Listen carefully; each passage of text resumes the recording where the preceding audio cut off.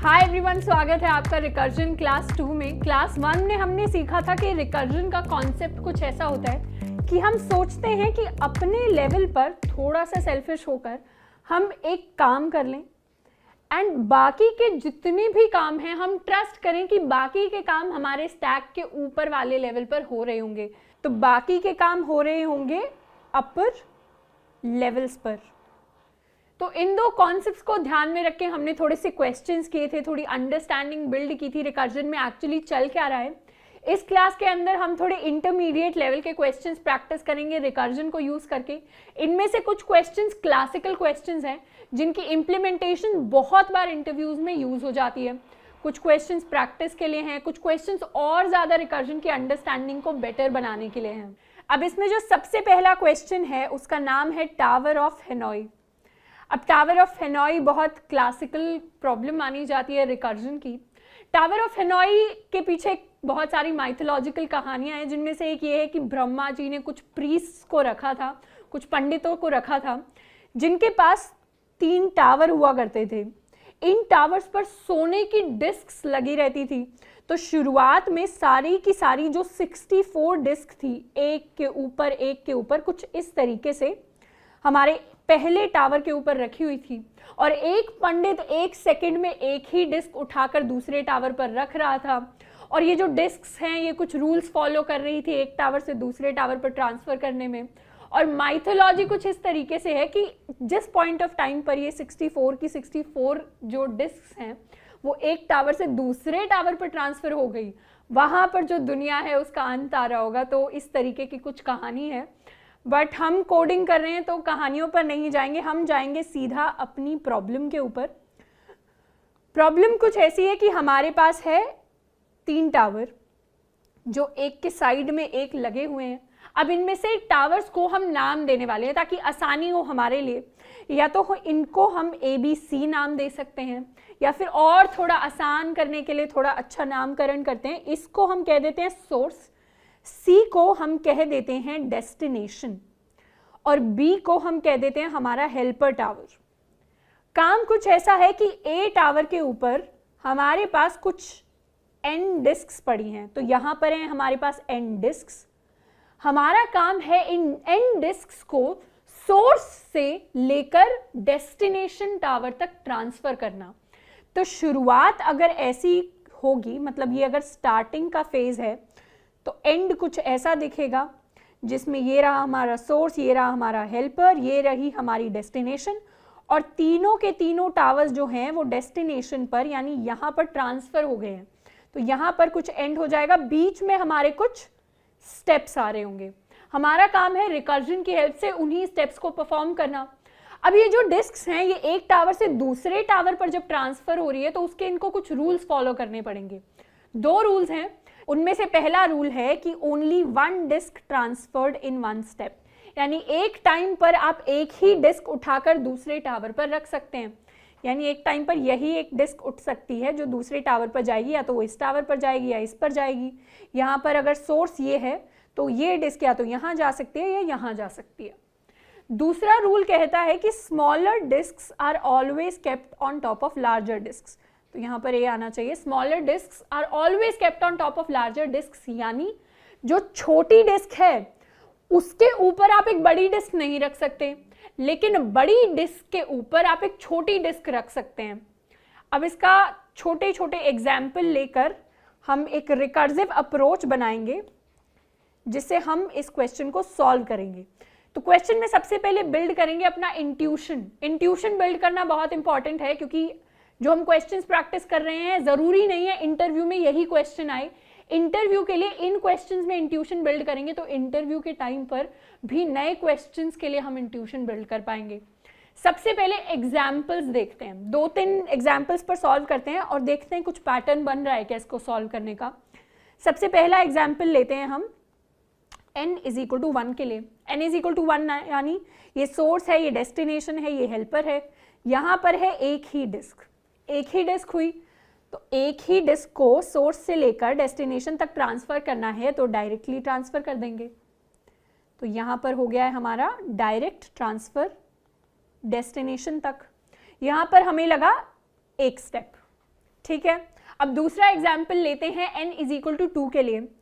n is equal to 2 के लिए कुछ ऐसा होगा कि अगर हमारे पास प्रेजेंट है वही 3 टावर्स, ये पहली डिस्क, ये दूसरी डिस्क, ये रहा सोर्स, ये रहा डेस्टिनेशन, ये रहा हेल्पर, हमें ट्रांसफर करना है यहाँ से यहाँ।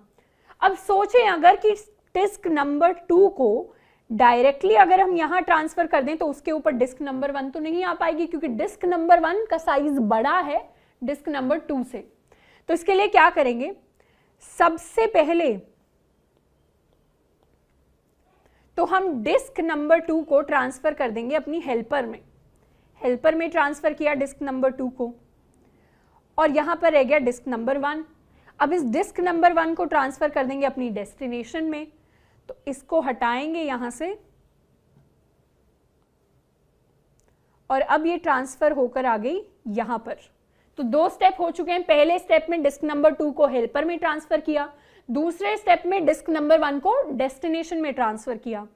तीसरे स्टेप में फाइनली क्या होगा, जो हमारी डिस्क नंबर 2 है वो आ जाएगी यहाँ पर एंड वो मिट जाएगी हेल्पर टावर से। तो फाइनली 3 स्टेप्स के अंदर हमने डिस्क नंबर 1 एंड 2 दोनों को ट्रांसफर कर दिया है अपनी डेस्टिनेशन टावर के ऊपर। अब एक और एग्जाम्पल लेते हैं, और इस एग्जाम्पल में क्या करेंगे, हम रखेंगे 3 डिस्क्स एंड इन 3 डिस्क्स से बहुत सारी चीज़ें हमारे लिए क्लियर होंगी। अब n इज इक्वल टू 3 के लिए सोचे तो मान लेते हैं हमारे पास वही 3 टावर्स हैं, सोर्स, हेल्पर और डेस्टिनेशन। सोर्स पर रखे हैं 3 डिस्क 1, 2 एंड 3, एक के ऊपर एक, साइज के हिसाब से डिसेंडिंग ऑर्डर में अरेंज है नीचे से ऊपर तक। अब हमारा काम है कि इन डिस्क को हम सेम ऑर्डर में डेस्टिनेशन के अंदर ट्रांसफर कर रहे हो। तो इसमें थोड़ा सा हम लॉजिक यूज करने वाले हैं। थोड़ा सा लॉजिक कुछ किस तरीके से यूज करेंगे, मान लेते हैं कि अगर ये दोनों डिस्क यहाँ नहीं होती तो काम कितना आसान हो जाता। 3 और 2 नंबर की डिस्क यहाँ नहीं होती तो काम बस इतना होता कि 1 को यहाँ ट्रांसफर कर देते। ठीक है, तो सोचें अगर कि किसी ना किसी तरीके से अगर हमें ये ओरिएंटेशन मिल जाए कि डिस्क नंबर 2 यहाँ आ जाए, डिस्क नंबर 3 यहाँ आ जाए, डिस्क नंबर 1 यहाँ होती, ये होता सोर्स, ये होता हेल्पर, ये होता डेस्टिनेशन, तो कितना मजा आ जाता, क्योंकि इस डिस्क को डायरेक्टली यहाँ ट्रांसफर कर देते, इसको यहाँ ट्रांसफर कर देते तो एक स्टेप लगता, और ऐसा हमने कर दिया तो उसके बाद काम कितना रह जाता, बस इस डिस्क को यहाँ लाना होता, ये 2 रहती, ये 3 रहती, ये हो जाता सोर्स, ये हो जाता हेल्पर, ये हो जाता डेस्टिनेशन। अब ये थोड़ा सा समझ में कम आया तो इसको एक बार और रिपीट कर लेते हैं। हमारे पास इनिशियल ओरिएंटेशन थी ये, जिसमें सोर्स, हेल्पर, डेस्टिनेशन हमारे पास था। पहली डिस्क थी 1, दूसरी थी 2, थर्ड थी 3। हमारा काम था इन तीनों डिस्क्स को यहाँ से यहाँ ट्रांसफर करना। हम सोच लेते अगर कि ये 3 और 2 किसी ना किसी तरह यहाँ आ जाए, सही ऑर्डर में हेल्पर के अंदर होते, तो ट्रांसफर करने का काम होता सिर्फ 1 को हम ट्रांसफर कर देते डेस्टिनेशन में, और बाद में सोचते कि 2 और 3 को भी ट्रांसफर करना है। इतना सा हमने मान लिया कि ऐसा अगर हम मान लेते, ऐसा ओरिएंटेशन मिल जाता तो मजा आ जाता।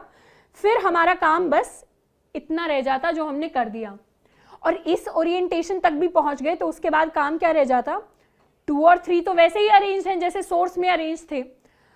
इस अरेंजमेंट से हमें कुछ याद आ रहा होगा, इस अरेंजमेंट से हमें 2 डिस्क्स का अरेंजमेंट याद आ रहा होगा।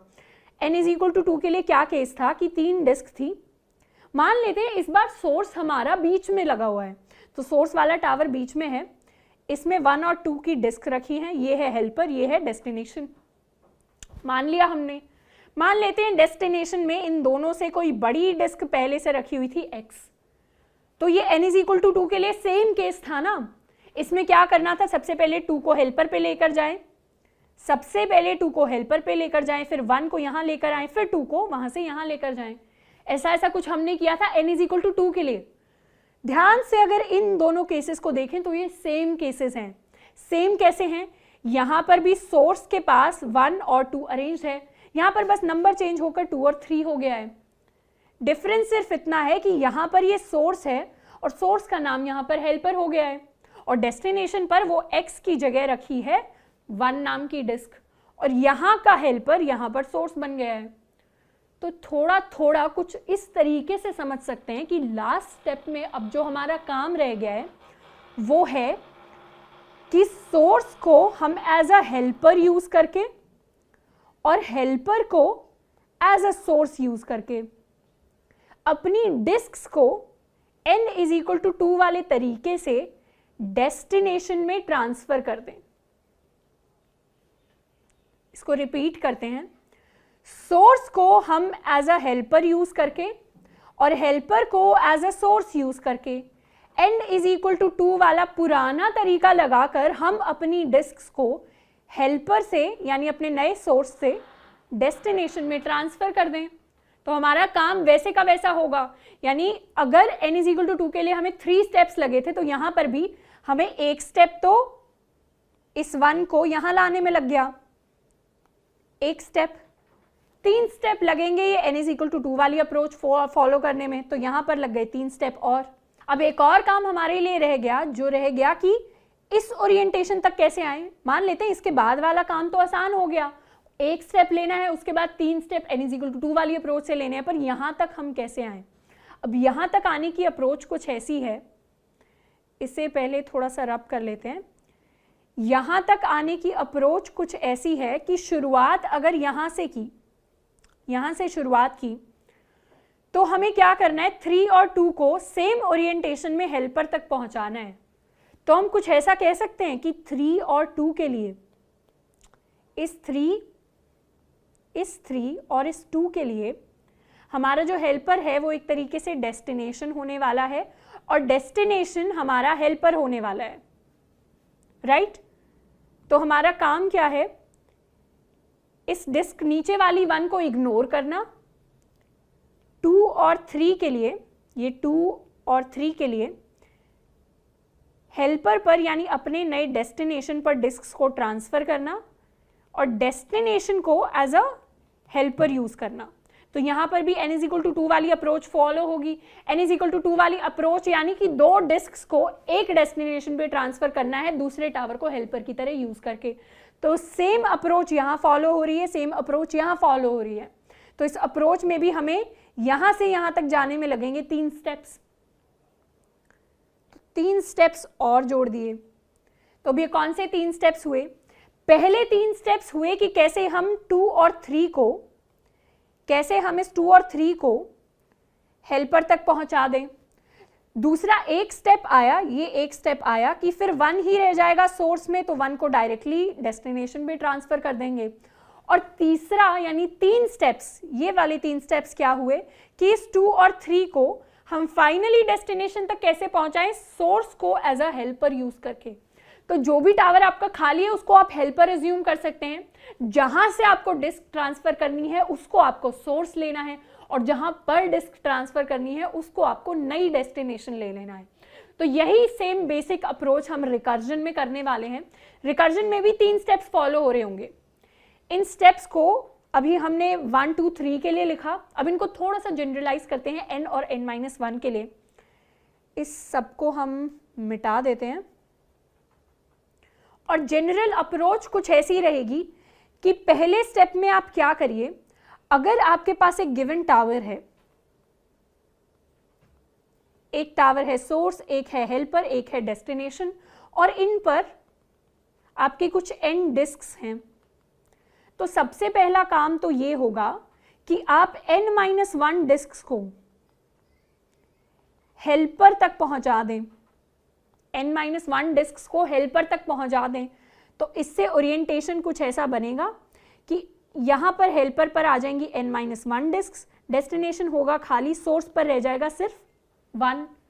दूसरा स्टेप ये होगा कि आप इस 1 नंबर वाली डिस्क्स को सोर्स से डेस्टिनेशन तक लेकर जाएं।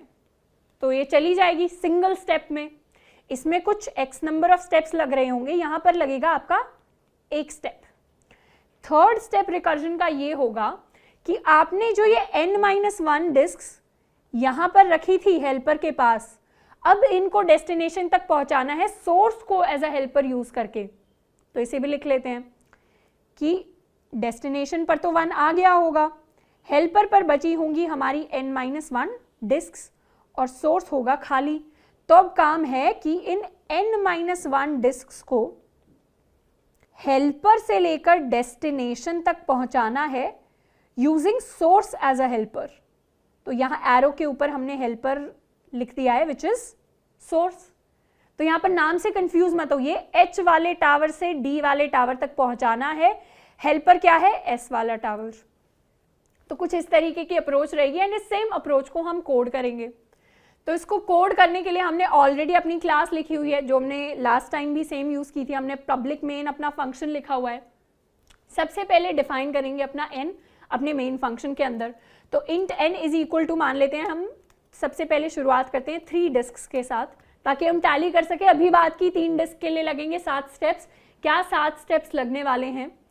उसके बाद ऊपर क्रिएट कर लेते हैं एक फंक्शन पब्लिक स्टैटिक। क्या ये फंक्शन कुछ रिटर्न करेगा? आई डोंट थिंक ये कुछ रिटर्न करेगा, ये सिर्फ प्रिंट करवाएगा कि ट्रांसफर किस तरीके से करे, कौन सी डिस्क कब ट्रांसफर हो। तो पब्लिक स्टैटिक वॉइड, इसको नाम दे देते हैं टावर ऑफ हेनॉय। टावर ऑफ हेनॉय के अंदर हमारे पास 4 चीजें आ रही होंगी। पहला टोटल नंबर ऑफ डिस्क्स, तो इंट एन ले लेते हैं उसे। दूसरा आ रही होंगी 3 स्ट्रिंग्स। पहली स्ट्रिंग बताएगी कि कौन सी सोर्स है, दूसरी स्ट्रिंग बताएगी हेल्पर क्या है, तीसरी स्ट्रिंग बताएगी डेस्टिनेशन क्या है। सोर्स हमने क्या लिया, हेल्पर हमने क्या लिया और डेस्टिनेशन हमने क्या लिया। तो एक बार हमारे पास आ गई हैं तीनों। अब हमें क्या करना है, अपने वही तीनों स्टेप्स जो हमने अप्रोच के अंदर डिफाइन किए थे उनको लिखना है। पहला स्टेप कहता था कि सबसे पहले n-1 डिस्क को सोर्स से हेल्पर में ट्रांसफर कर दें। तो वही करेंगे, टावर ऑफ हेनॉय को कॉल कर देंगे। कितनी डिस्क ट्रांसफर करनी है, इस फंक्शन को n करनी थी लेकिन पहले स्टेप में हमें n-1 करनी है, फर्स्ट डिस्क को छोड़ देंगे। तो डिस्क ट्रांसफर करनी है n-1, कहां से लेकर कहां तक, सोर्स से लेकर हेल्पर तक। तो यहां पर जो हमारी डेस्टिनेशन है वो बन जाएगा हेल्पर, और डेस्टिनेशन जो था उसको हम एज अ हेल्पर यूज कर लेंगे। आप समझ रहे हैं, डी वाला टावर अब हेल्पर बन गया है और एच वाला टावर अब डेस्टिनेशन बन गया है। तो इसको लिख देंगे डेस्टिनेशन। अब एक स्टेप हमें करना है, 1 वाली डिस्क को ट्रांसफर कर देना है। ट्रांसफर करने का मतलब अब प्रिंट करवा देंगे कि ट्रांसफर हो रहा है। तो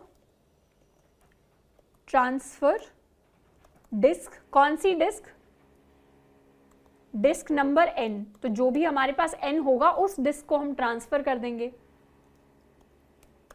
फ्रॉम, सबसे पहले लिखेंगे हमारी सोर्स टू हमारी डेस्टिनेशन।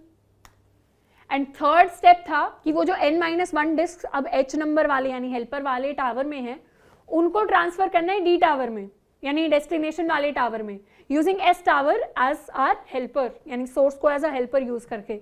तो उसके लिए भी टावर ऑफ हेनॉय को कॉल करेंगे। अब ट्रांसफर करनी है n-1 डिस्क, कहां से कहां तक, हेल्पर से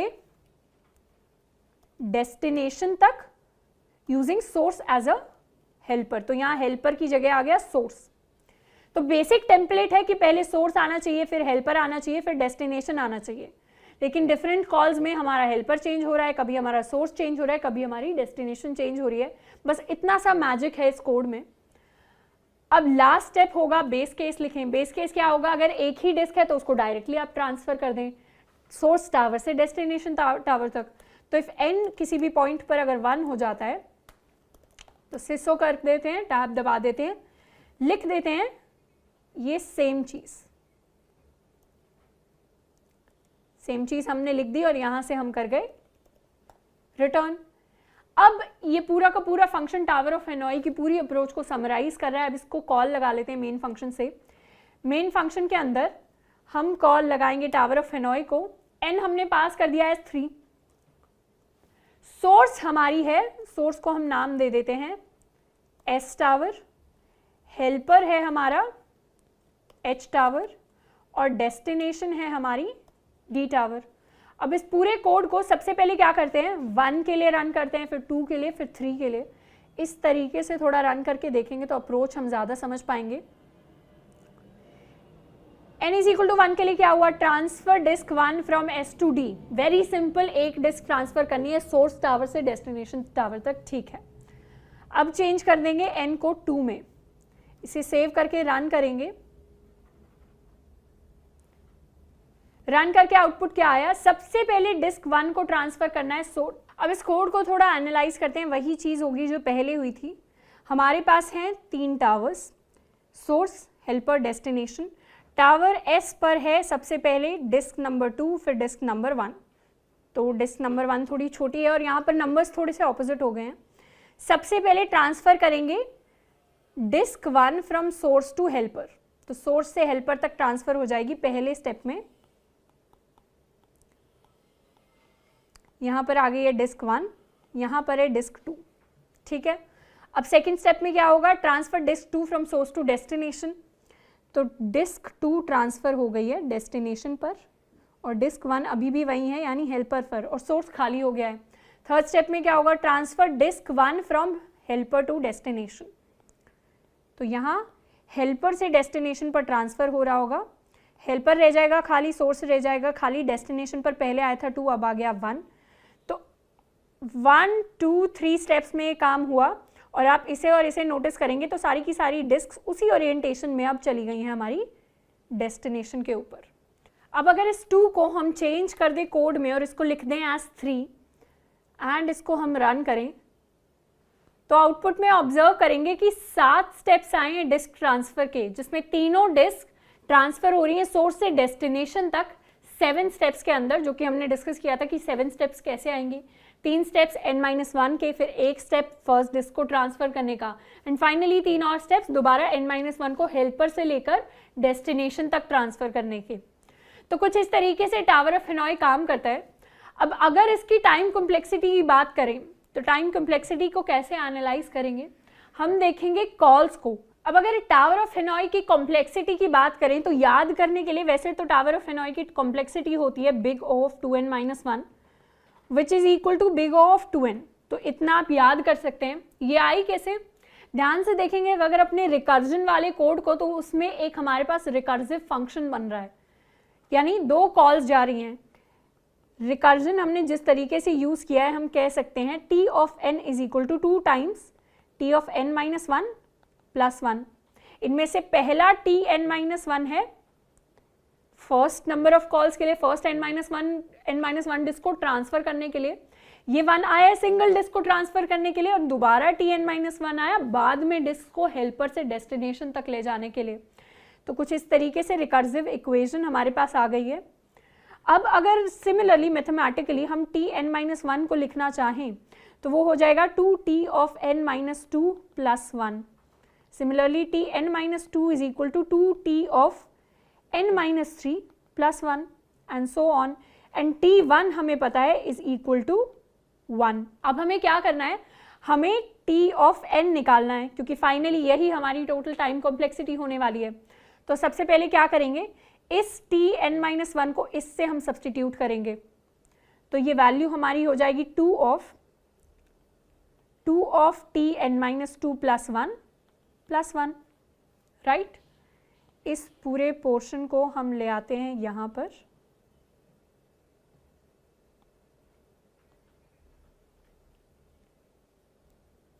एंड क्या करेंगे, यहाँ पर हमें पता है कि ये हमारे पास वैल्यू आई, इस वैल्यू का मतलब है 4 टाइम्स tn-2 प्लस 2 प्लस 1।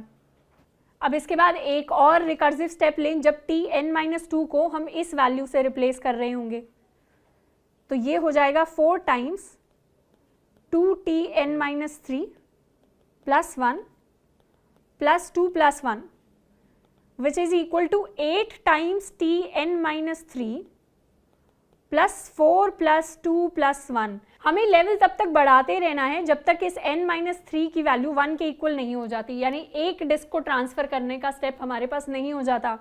तो ये n-3 जब तक 1 नहीं हो जाता, या n-x, क्योंकि हम उस x को निकालने की कोशिश कर रहे हैं जब ये 1 हो जाएगा, उस पॉइंट पर x की वैल्यू हमारे पास होगी n-1, राइट। यहाँ पर क्या है लिखा हुआ है, यहाँ पर इनडायरेक्टली लिखा हुआ है 2 टू द पावर x, यहाँ पर भी लिखा है 2 टू द पावर x, क्योंकि इस स्टेप में x है 2, इस स्टेप में x है 3, इस स्टेप में x है 1। तो यहाँ पर फाइनली जो वैल्यू निकल कर आएगी that is going to be हमारा 2 टू द पावर x या x की जगह 2 to the power n minus 1 into t of 1, right, plus 2 to the power n minus 2 plus 2 to the power n minus 3 and so on. तो इन सब का भी जब हम समेशन ले लेंगे तो दोनों वैल्यूज को ऐड करके ये value that is 2 to the power n minus 1 and ये value that is also 2 to the power n minus 1, क्योंकि इसका ज्योमेट्रिक सम जब हम लेंगे तो ये 2 to the power n minus 1 आएगा. दोनों का सम जब कैलकुलेट होगा तो ये दोनों वैल्यूज निकल कर आएंगी 2 to the power n. -1 को हम इग्नोर कर रहे हैं अभी के लिए, -1 भी आएगा, लेकिन अगर हम इस समेशन की वैल्यू को नोटिस करेंगे, यानी इस समेशन का आंसर देखेंगे और अपनी टाइम कॉम्प्लेक्सिटी देखेंगे, वो सेम है. तो इस तरीके से टावर ऑफ हेनॉय की जो टाइम कॉम्प्लेक्सिटी आती है that is going to be 2 to the power n. ये मैथमेटिकली हमें ज़्यादा समझ में आएगा, लेकिन इतना मैथ्स में अगर हमें टाइम कॉम्प्लेक्सिटी कैलकुलेट करने के लिए जाना है तो मास्टर्स थ्योरम जैसी चीज़ें हमें पता होनी चाहिए. ट्री स्ट्रक्चर बनाकर टाइम कॉम्प्लेक्सिटी कैसे कैलकुलेट करते हैं हमें वो पता होना चाहिए. तब हम बेटर तरीके से रिकर्सिव फंक्शंस की टाइम कॉम्प्लेक्सिटी को समझ पाएंगे. तो हम कुछ दूसरी बार इस वीडियो को रिकॉर्ड कर रहे हैं क्योंकि सारी की सारी जो 1-1.5 घंटे की रिकॉर्डिंग थी वो उड़ चुकी है क्योंकि मेमोरी फुल हो गई थी कार्ड की. तो अब शुरुआत करते हैं दोबारा से सेकंड क्वेश्चन की. सेकंड क्वेश्चन कहता है print a string in reverse. Print a string in reverse, very simple कि हमें एक स्ट्रिंग दी है उसको हमें रिवर्स में प्रिंट करना है. फॉर एग्जाम्पल अगर हमें ABCD गिवन है तो हमें प्रिंट करना है DCB और A, राइट. अब अगर हमें आइटरेशन से इस चीज़ को करना होता तो कैसे करते? हम शुरुआत करते कि लास्ट इंडेक्स, एक इंडेक्स ले लेते और उसे असाइन करते हम स्ट्रिंग डॉट लेंथ -1 एंड वहाँ से हम एक एक करके इंडेक्स को माइनस करते और इंडेक्स पर जो भी वैल्यू आ रही है स्ट्रिंग में उसको प्रिंट करवाते. अब रिकर्जन में भी जब रिकर्जन स्टैक बन रहा है तो वहाँ पर कौन से कैरेक्टर पर हम हैं स्ट्रिंग के अंदर, या फिर अगर हमारे पास एरे होता कैरेक्टर्स का तो कौन से इंडेक्स पर हैं, उसको ट्रैक करने के लिए कोई ना कोई वेरिएबल तो चाहिए. इसीलिए हम रिकर्जन में भी एक इंडेक्स वेरिएबल को यूज़ करेंगे जिसकी हेल्प से हम ट्रैक करेंगे कि स्ट्रिंग के कौन से इंडेक्स पर हम हैं, ताकि हर एक लेवल पर हर एक अलग इंडेक्स पर हम हो और उसको हम यूज कर लें. अब इस क्वेश्चन को कुछ इस तरीके से सॉल्व करेंगे कि पहले लेवल पर हम ले लेंगे इंडेक्स की वैल्यू को, सिंस हमें लास्ट से लेकर फर्स्ट तक जाना है, बैकवर्ड्स रिवर्स करना है स्ट्रिंग को, तभी हम उसको रिवर्स में प्रिंट करवा पाएंगे. तो शुरुआत में इंडेक्स की वैल्यू होगी 3 एंड पास करेंगे हम ABCD और यहाँ पर इंडेक्स 3 है यानी हम प्रिंट करवा देंगे D को. उसके बाद अगले लेवल पर कॉल जाएगी जिसमें पास कर देंगे अपनी वही स्ट्रिंग, पर यहाँ पर इंडेक्स की वैल्यू को हम कर देंगे 2 यानी डिक्रीज कर रहे हैं बाय 1, यहाँ पर प्रिंट करवा देंगे C. फिर कॉल जाएगी अगले लेवल पर, यहाँ भी होगा ABCD, इंडेक्स की वैल्यू है 1, यहाँ पर प्रिंट करवा देंगे B. फिर कॉल जाएगी अगले लेवल पर, यहाँ भी होगा ABCD, इंडेक्स की वैल्यू हो जाएगी 0 एंड यहाँ पर प्रिंट करवा देंगे A. अब एक स्ट्रिंग के अंदर जो मिनिमम इंडेक्स हम ले सकते हैं वो है 0. जैसे ही -1 इंडेक्स को एक्सेस करने की कोशिश करेंगे वहाँ पर कोड एक्सेप्शन थ्रो कर देगा क्योंकि वहाँ कोई कैरेक्टर एग्जिस्ट ही नहीं करता. इसीलिए अब यहाँ से क्या करेंगे, अब यहाँ से रिटर्न करना शुरू कर देंगे. तो इसको कर देंगे मेमोरी से delete return delete return delete return delete and finally main function के पास आ जाएंगे और ऊपर जाते जाते उस प्रोसेस में हमने DCBA को प्रिंट करवा दिया होगा. एंड कैसे ट्रैक किया सारे कैरेक्टर्स को, हमने एक इंडेक्स वेरिएबल को लेकर. तो ये इंडेक्स वेरिएबल की है. जब भी हम स्ट्रिंग या एरेस की बात कर रहे हैं तो हम एक इंडेक्स वेरिएबल ले सकते हैं रिकर्जन के अंदर. सिंस ये एक इंटीजर टाइप का वेरिएबल होगा तो उतनी ज़्यादा मेमोरी भी कंज्यूम नहीं होगी. अब इसमें हम स्ट्रिंग का सबस्ट्रिंग भी कर सकते हैं. एक सबस्ट्रिंग फंक्शन होता है स्ट्रिंग्स के अंदर, उसको भी यूज़ कर सकते हैं पर वो थोड़ा सा कॉम्प्लेक्स हो जाएगा अभी के लिए. इसीलिए इंडेक्स वेरिएबल की हेल्प से हम सारे रिकर्जन करने वाले हैं अपनी स्ट्रिंग में. अब इसी चीज़ का अगर हम कोड लिखें तो कोड के अंदर सबसे पहले बनाते हैं एक फंक्शन पब्लिक स्टैटिक. इस फंक्शन का रिटर्न टाइप होगा वॉइड, क्योंकि हमें कुछ रिटर्न नहीं करना. हमें क्या करना है, सिंपली अपनी स्ट्रिंग को प्रिंट करवाते रहना है. Void print reverse. Print reverse function के अंदर सबसे पहला पैरामीटर होगा हमारी स्ट्रिंग str, उसके बाद हमारा इंडेक्स. इन दोनों के अलावा हमें और कोई पैरामीटर नहीं चाहिए. अब क्या करेंगे, हम हर लेवल पर प्रिंट करवाते रहेंगे string dot char at index को, एंड प्रिंट करवाने के बाद हम कॉल कर देंगे इंडेक्स -1 को। एंड जैसे ही डिक्रीज होते होते हमारा इंडेक्स जो है वो 0 के इक्वल हो जाएगा, 0 के इक्वल यानी हम फर्स्ट वेरिएबल पर आ गए, फर्स्ट कैरेक्टर पर आ गए स्ट्रिंग के, तो वहाँ पर हम अपना आखिरी जो कैरेक्टर है इंडेक्स पर उसे प्रिंट करवा देंगे एंड यहाँ से कर जाएंगे हम रिटर्न। तो बिल्कुल ये 4-5 लाइनों का कोड हमें लिखना है, 4-5 लाइनें हैं हमारे फंक्शन के अंदर, जिसकी हेल्प से हम अपनी पूरी की पूरी स्ट्रिंग को रिवर्स में प्रिंट करवा रहे हैं। अब मेन फंक्शन से कॉल लगाएंगे, पहले तो अपनी स्ट्रिंग डिक्लेयर करते हैं ABCD, फिर कॉल लगाते हैं प्रिंट रिवर्स को जिसमें पास करेंगे str एंड इंडेक्स की वैल्यू शुरू होगी str डॉट लेंथ -1 से। तो कुछ इस तरीके से हमने अपना कोड लिख लिया है। अब इस कोड को रन करते हैं। रन करने के बाद जो आउटपुट होगा वो है DCBA। अब इन सबको सेम लाइन पर प्रिंट करवाना है, तो यहाँ से बस ln हम हटा देंगे एंड प्रिंट करवाएं इसे, तो सिंगल लाइन में प्रिंट होकर आ जाएगा DCBA। तो कुछ इस तरीके से अपनी स्ट्रिंग को हमने रिवर्स में प्रिंट करवा दिया। अब इसकी टाइम कॉम्प्लेक्सिटी की अगर बात करें तो टाइम कॉम्प्लेक्सिटी के लिए हम देखेंगे कि रिकर्जन के कितने लेवल्स फॉर्म हुए। हमने क्या किया, एक एक करके पूरी स्ट्रिंग को ट्रेवर्स कर लिया। तो पहले लेवल पर D, फिर C, फिर B, फिर A, और टॉप लेवल कहाँ तक गया, हमारी स्ट्रिंग की जो लेंथ है वहाँ तक।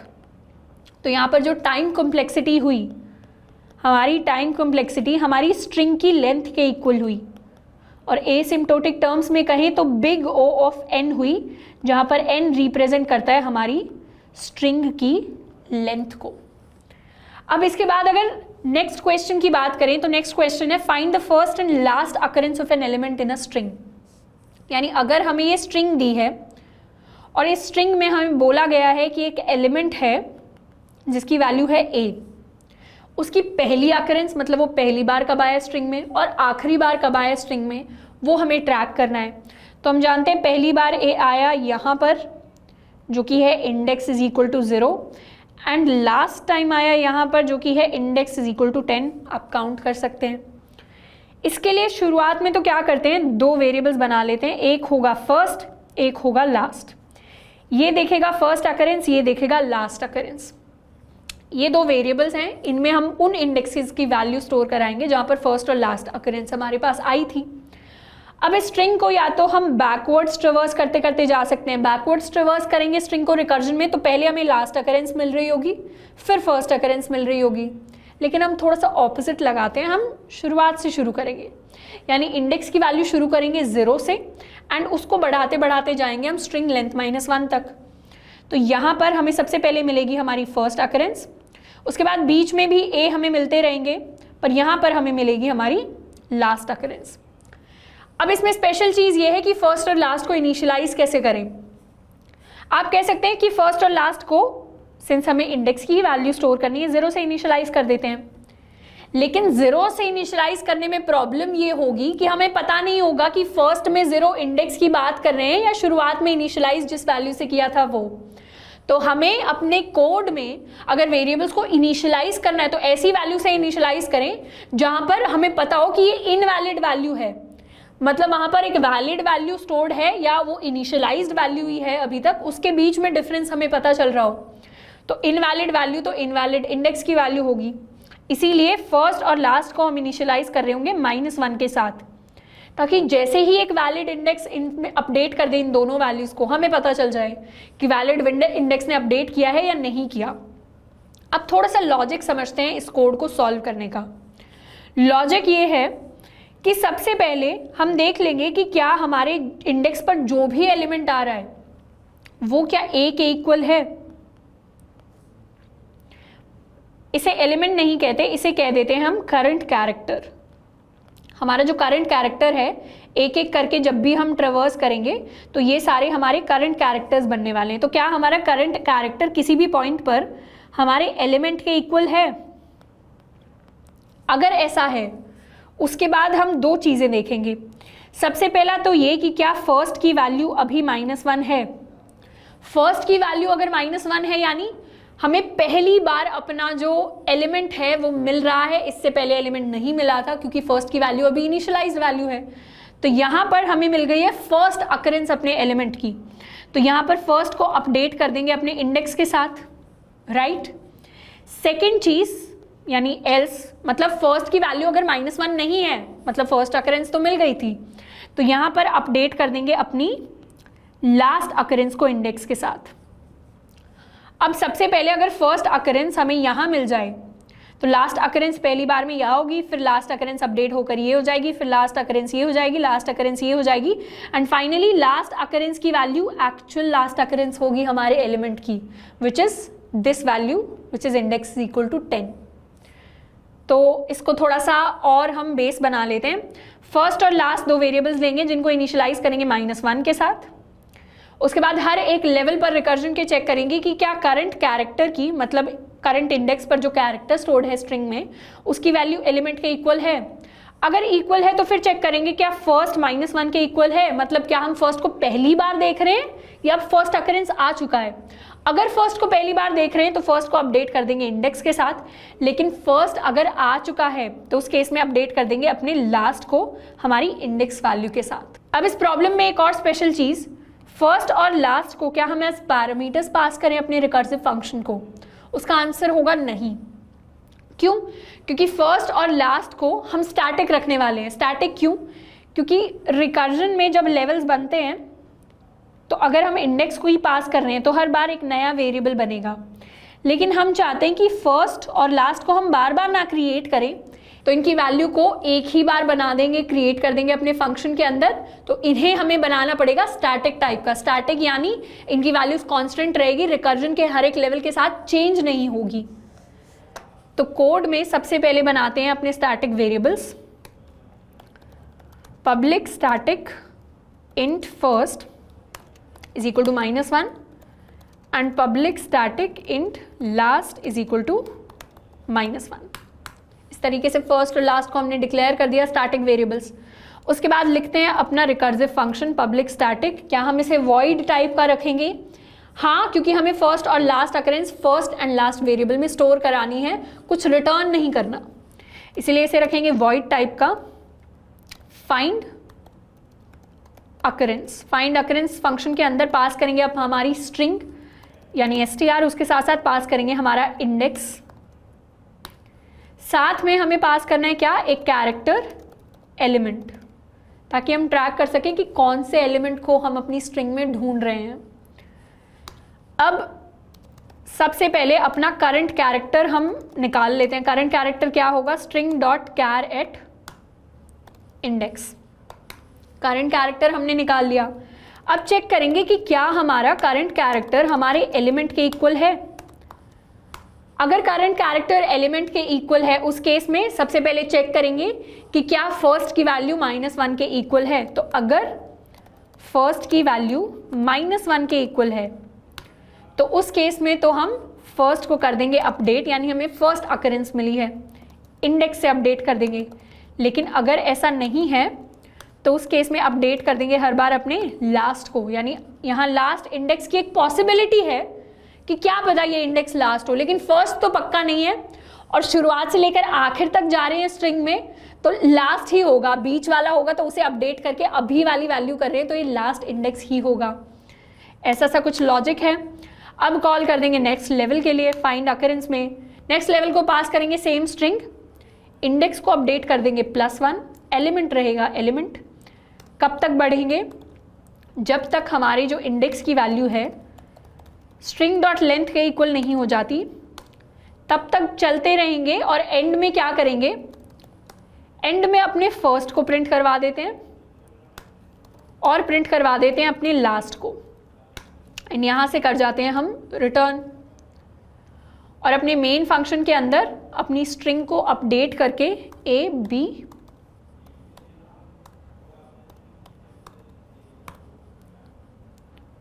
और कॉल लगा लेते हैं अपने फाइंड अकरेंस फंक्शन को, जिसमें पास करेंगे स्ट्रिंग, इंडेक्स की वैल्यू पास करेंगे शुरुआत में 0 एंड एलिमेंट को हम पास करेंगे एज कैरेक्टर A। तो कुछ इस तरीके से हमने अपने कोड को कंप्लीट कर लिया है, फर्स्ट और लास्ट को बनाया। सबसे पहले करंट कैरेक्टर देखा, करंट कैरेक्टर को एलिमेंट से कंपेयर किया, अगर फर्स्ट अनइनिशियलाइज है तो फर्स्ट को इनिशियलाइज कर दिया, यानी फर्स्ट अकरेंस आ गई, नहीं तो लास्ट को अपडेट कर दिया। उसके बाद कॉल किया नेक्स्ट लेवल के लिए, इंडेक्स को इंक्रीज करके बाय 1, और जैसे ही इंडेक्स स्ट्रिंग डॉट लेंथ के इक्वल हो गया वहां पर हम फर्स्ट और लास्ट को प्रिंट करवा देंगे और वहां से कर जाएंगे रिटर्न। एंड अपने मेन फंक्शन के अंदर स्ट्रिंग एंड फाइंड अकरेंस को हमने कॉल लगाया। इसे सेव करके अगर रन करें तो आउटपुट आया है हमारे पास, फर्स्ट है 0 एंड लास्ट है 10, विच इज द सेम जो हमने डिस्कस किया था। यहाँ पर फर्स्ट जो था वो था 0 एंड लास्ट था हमारा 10। अब इस कोड की टाइम कॉम्प्लेक्सिटी देखें तो इस कोड में भी हमने शुरुआत से लेकर एंड तक एक बार ट्रेवर्स किया, तो इसकी भी टाइम कॉम्प्लेक्सिटी हो जाएगी हमारी बिग ऑफ n, जहाँ पर n है हमारे स्ट्रिंग की लेंथ। तो कुछ इस तरीके से हमने अपने कोड को कंप्लीट कर लिया है। अब नेक्स्ट क्वेश्चन की अगर बात करें तो नेक्स्ट क्वेश्चन है check if an array is sorted. Sorted माने शुरुआत से लेकर एंड तक हमारे एलिमेंट्स जो हैं वो बढ़ते चले जा रहे हैं।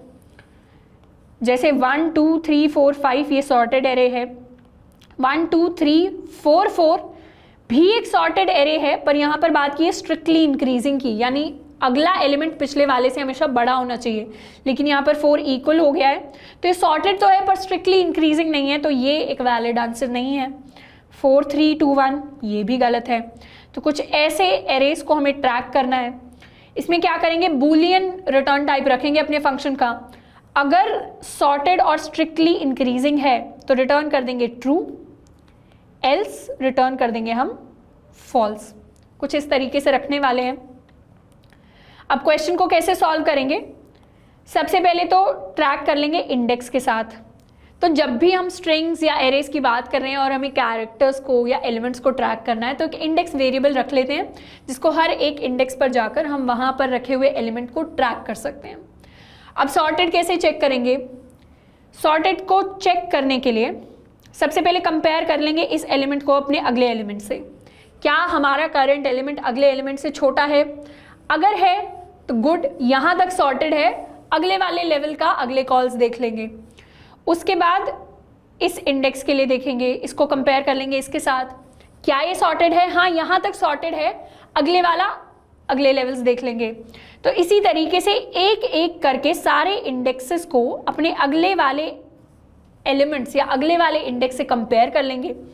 एंड जैसे ही लास्ट इंडेक्स तक पहुंच जाएंगे तो वहां पर जाकर क्या करेंगे, हम रिटर्न कर देंगे ट्रू, यानी हम लास्ट लेवल पर पहुंच गए हैं, यहां तक कोई गड़बड़ नहीं हुई, तो आपका एलिमेंट स्ट्रिक्टली इंक्रीजिंग और सॉर्टेड है, तो यहां से आप रिटर्न कर दीजिए ट्रू।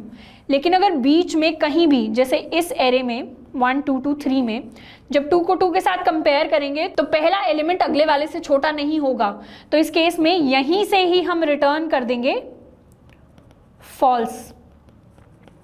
तो हम लास्ट एलिमेंट तक कभी पहुंच ही नहीं पाएंगे।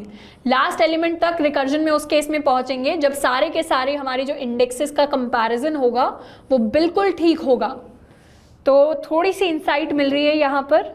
कुछ ऐसा करने वाले हैं, इंडेक्स लेंगे, इंडेक्स की शुरुआत करेंगे 0 के साथ, हर इंडेक्स को इंडेक्स +1 वाली वैल्यू से कंपेयर कर लेंगे। अगर लेस देन है तो उस केस में अभी तक सॉर्टेड है, अगले वाले लेवल्स को कॉल्स लगाइए। लेकिन अगर ऐसा नहीं है तो वहाँ से ही रिटर्न कर देंगे हम फॉल्स।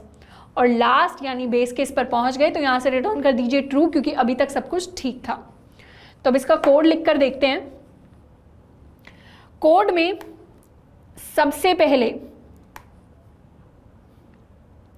हम लिखेंगे अपना फंक्शन पब्लिक स्टैटिक, इसका रिटर्न टाइप रखेंगे बूलियन, क्योंकि हमें ट्रू या फॉल्स रिटर्न करना है। इसका नाम रखेंगे इज सॉर्टेड। इज सॉर्टेड के अंदर हमारे पास आ रहा होगा एक एरे, साथ के साथ एक इंडेक्स वैल्यू। अब इस सॉर्टेड के अंदर हमें क्या करना है, सबसे पहले चेक कर लेंगे कि क्या array of index less than है एरे ऑफ इंडेक्स +1 से। अगर ऐसा है तो good, array is sorted till now. अब अगले लेवल्स को कॉल लगाइए, तो इज सॉर्टेड एरे और यहाँ पर कर देंगे इंडेक्स को इंक्रीज बाय 1। लेकिन अगर ऐसा नहीं है तो वहीं से ही आप वापस चले जाइए और रिटर्न कर दीजिए फॉल्स, क्योंकि यहाँ पर अगर अनसॉर्टेड है, एक भी इंडेक्स पर अगर अनसॉर्टेड हो गया मतलब पूरा एरे ही अनसॉर्टेड है, तो यहाँ से कर गए रिटर्न फॉल्स।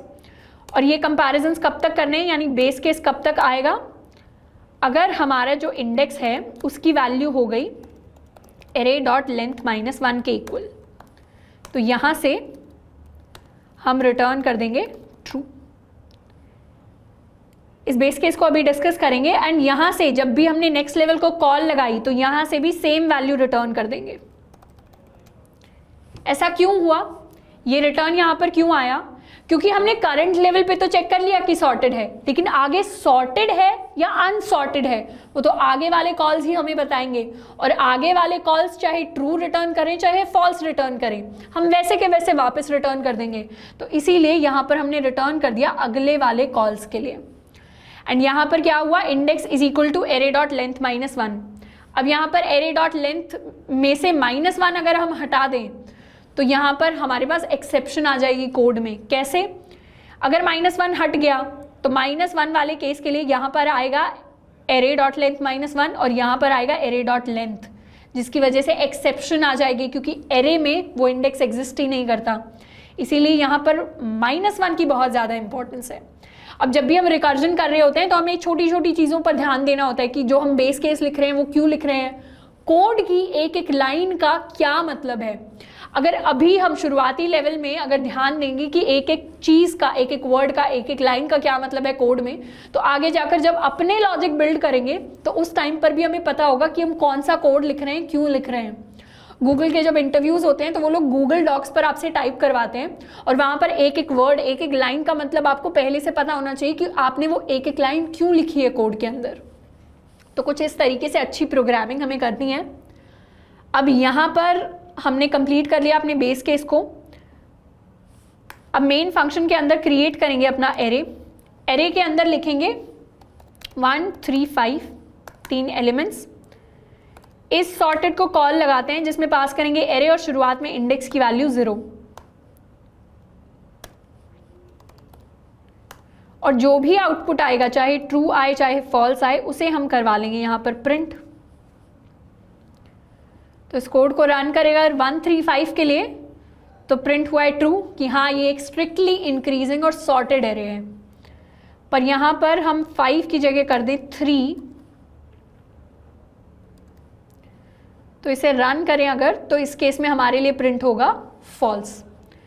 अब इस कोड को थोड़ा सा और ऑप्टिमाइज कर सकते हैं, एक दो वर्ड्स को हम जो है हटा सकते हैं। अगर इस कंडीशन को रिवर्स कर दें, यानी लेस देन नहीं ग्रेटर देन इक्वल टू वाली कंडीशन रखें, तो यहाँ पर एरे इज अनसॉर्टेड हो जाएगा, अनटिल नाउ हट जाएगा।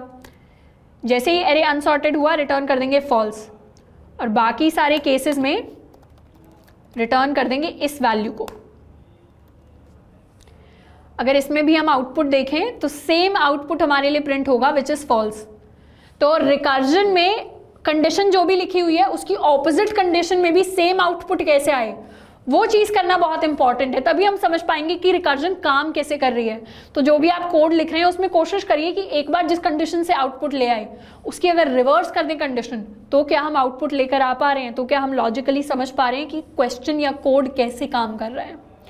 तो कुछ इस तरीके से हमने इस प्रॉब्लम को सॉल्व किया। इसकी टाइम कॉम्प्लेक्सिटी क्या होगी, हमने एरे को एक बार ट्रिवर्स किया तो टाइम कॉम्प्लेक्सिटी होगी एरे की लेंथ यानी n के इक्वल, एरे लेंथ। तो big of n is the time complexity.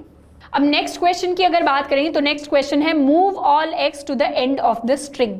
यानी हमारे पास एक स्ट्रिंग गिवन है, हमें एक नई स्ट्रिंग क्रिएट करनी है जहां पर बाकी सारे कैरेक्टर्स तो पहले आ जाएं पर जितने भी x हैं वो स्ट्रिंग के एंड में चले जाएं।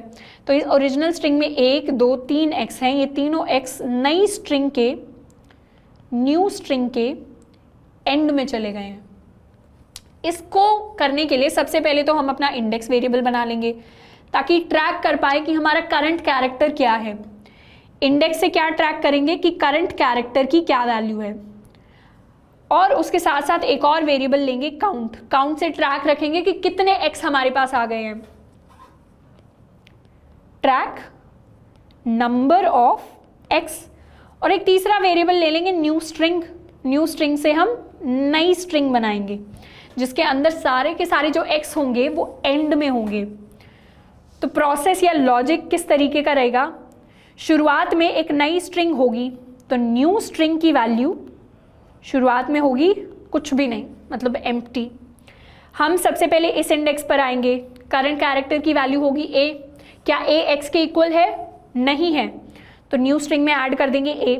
उसके बाद नेक्स्ट कैरेक्टर पर जाएंगे, क्या नेक्स्ट कैरेक्टर यानी करंट कैरेक्टर x के इक्वल है, हाँ है, तो उस केस में हमारा जो काउंट था उसकी वैल्यूज को 0 से अपडेट करके कर देंगे 1 वैल्यू अपडेट होगी, मतलब हमने 1x को काउंट कर लिया, पर इस x को अभी न्यू स्ट्रिंग में ऐड नहीं करेंगे, इसको एंड में जाकर ऐड करेंगे। उसके बाद नए इंडेक्स पर गए b, तो bx नहीं है तो यहाँ पर स्ट्रिंग में आ गया ab। उसके बाद c पर आए तो आया abc न्यू स्ट्रिंग में। उसके बाद आए x पर तो काउंट को अपडेट कर दिया एज 2, अगले x पर तो काउंट को अपडेट कर दिया एज 3, मतलब 3x हमने ढूंढ लिए हैं स्ट्रिंग में। उसके बाद आए d पर, तो d में क्या हुआ, स्ट्रिंग के अंदर ऐड कर दिया।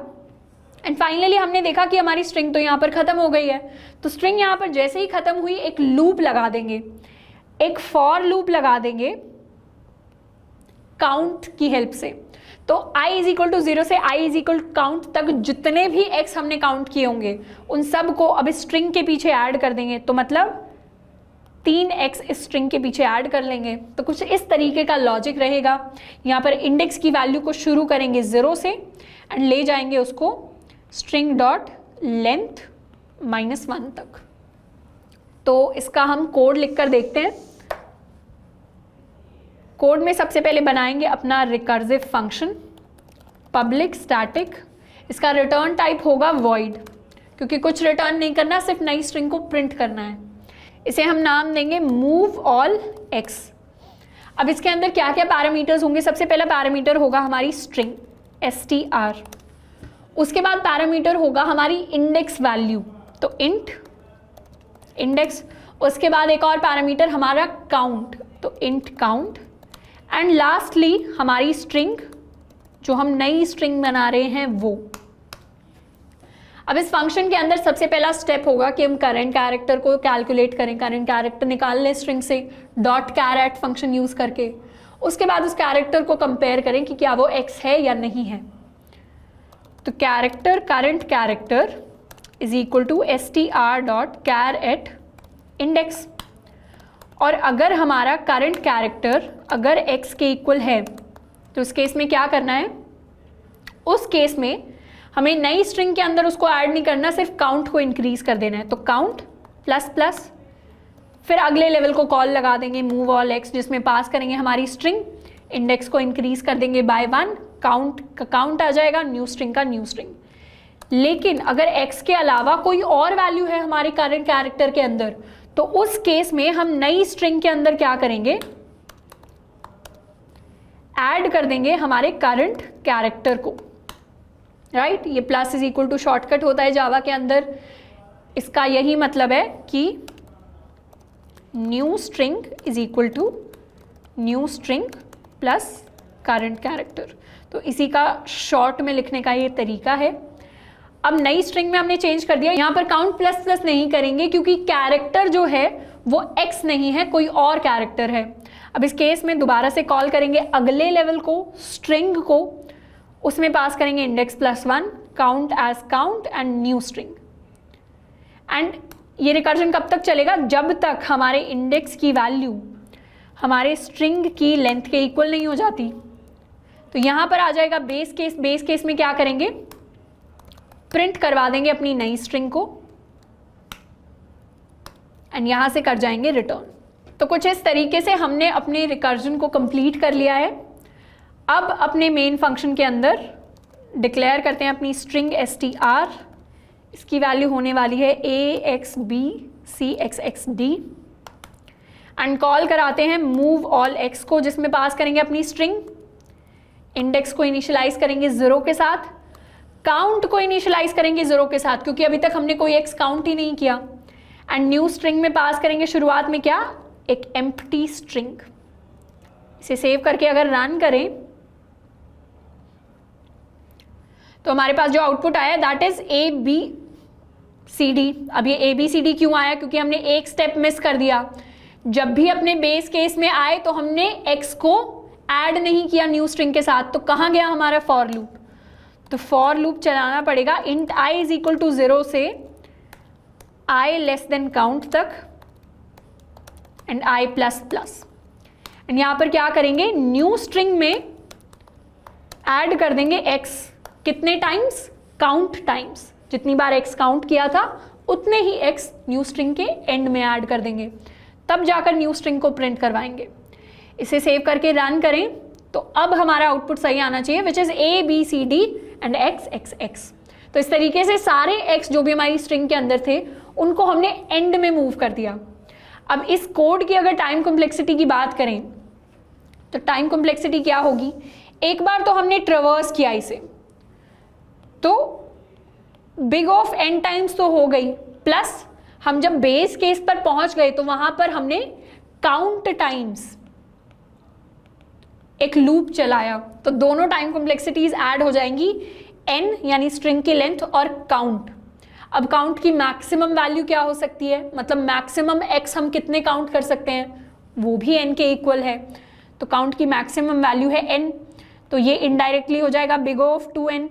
अब जब भी टाइम कॉम्प्लेक्सिटी, स्पेस कॉम्प्लेक्सिटी हमने पढ़ा होगा तो एसिम्प्टोटिक नोटेशंस में क्या होता है, हम कॉन्स्टेंट्स हटा देते हैं, तो इनडायरेक्टली बिग ऑफ n ही होगी हमारी फाइनल टाइम कॉम्प्लेक्सिटी, जहां पर n की वैल्यू है स्ट्रिंग लेंथ के इक्वल। तो कुछ इस तरीके से रिकर्सिवली हमने सारे के सारे x को स्ट्रिंग के एंड में मूव कर दिया। अब नेक्स्ट क्वेश्चन की अगर बात करें तो नेक्स्ट क्वेश्चन है remove duplicates in a string. एक स्ट्रिंग से हमें डुप्लीकेट्स को हटा देना है। मान लेते हैं स्ट्रिंग हमारे पास गिवन है ABCCDA। अब इससे अगर हम डुप्लीकेट्स को हटा दें तो स्ट्रिंग बच जाएगी ABCD। A हम ले लेंगे, B हम ले लेंगे, B ऑलरेडी आ चुका है तो ये डुप्लीकेट है, C हम ले लेंगे, C ऑलरेडी आ गया ये डुप्लीकेट है, D हम ले लेंगे, A ऑलरेडी आ गया तो ये डुप्लीकेट है। अब डुप्लीकेट्स को ट्रैक कैसे करेंगे कि कौन सा एलिमेंट पहले आ गया और कौन सा पहले नहीं आया, उसको ट्रैक करने के लिए बनाते हैं एक एरे। ये एरे एक मैप एरे की तरह है जिसका साइज हम रखेंगे 26। आप समझ पा रहे होंगे साइज 26 क्यों है, क्योंकि इंग्लिश अल्फाबेट में 26 कैरेक्टर्स होते हैं। इस मैप में इंडेक्स 0 जो है वो ट्रैक करेगा कि क्या A हमें मिल गया है, इंडेक्स 1 ट्रैक करेगा कि क्या B हमें मिल गया है, इंडेक्स 2 ट्रैक करेगा कि क्या C हमें मिल गया है, 3 ट्रैक करेगा क्या D मिल गया है, और इसी तरीके से 25 जो होगा वो मैप होगा कैरेक्टर Z के साथ। तो इस तरीके से इस मैप एरे के अंदर हम हर एक कैरेक्टर को एक इंडेक्स के साथ मैप कर पा रहे हैं। और कैसे मैप कर पा रहे हैं, हम अगर ध्यान से देखें तो अगर हम कैरेक्टर में से कैरेक्टर को माइनस करते हैं तो क्या होता है, अगर हम A में से A को माइनस करेंगे तो आंसर आता है 0, B में से A को माइनस करेंगे तो आंसर आता है 1, C में से A को माइनस करेंगे तो आंसर आता है 2।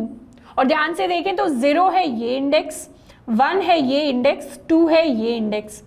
सिमिलरली अगर हम Z में से A को माइनस करेंगे तो हमारे पास आंसर आएगा 25 जो है हमारा आखिरी इंडेक्स।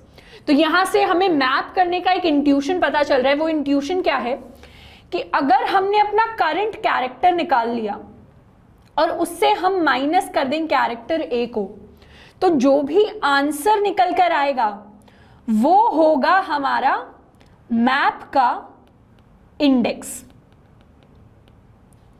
तो कुछ इस तरीके से हम सारे के सारे कैरेक्टर्स को सारे के सारे इंडाइसेस से, इंडेक्सेस से मैच करने वाले हैं। अब हमने इंडेक्स को कैरेक्टर से मैच तो कर लिया, पर मैप में स्टोर क्या कराएंगे, इस मैप में हम स्टोर करवाने वाले हैं या तो ट्रू या फॉल्स। तो इसको एक बूलियन टाइप का मैप हम बनाएंगे और हर एक पोजीशन पर शुरुआत में स्टोर करा देंगे फॉल्स। फॉल्स का मतलब है कि वो वाला कैरेक्टर अभी स्ट्रिंग में मिला नहीं है, और ट्रू अगर किसी पोजीशन पर है, किसी इंडेक्स पर है, तो मतलब वो कैरेक्टर हमें मिल गया। जैसे अगर C पर हमारा फॉल्स स्टोर्ड है और D पर स्टोर्ड है ट्रू, तो मतलब C हमें नहीं मिला है स्ट्रिंग के अंदर, लेकिन D हमें मिल चुका है।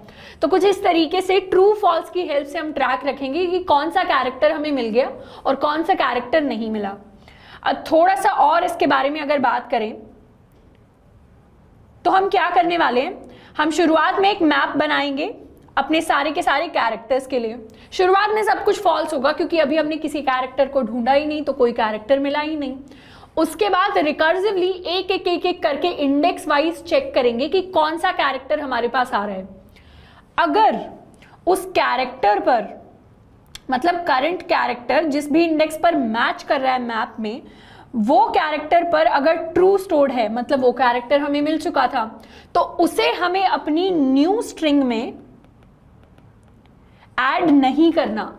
लेकिन अगर करंट कैरेक्टर जिस भी इंडेक्स से मैच कर रहा है वहां पर फॉल्स स्टोर्ड है, तो मतलब उसे हम अपनी न्यू स्ट्रिंग में ऐड कर देंगे। साथ के साथ क्या करेंगे, अपने मैप के अंदर उस पोजीशन पर जो भी पोजीशन होगी ट्रू कर देंगे। ये जो स्टेटमेंट है ट्रू करने वाली, ये इंडिकेट करेगी कि आगे अगर दोबारा वही कैरेक्टर मिलता है तो फिर हमें पता चल जाए अगले वाली की बारी में कि हमें ये कैरेक्टर पहले ही मिल चुका है।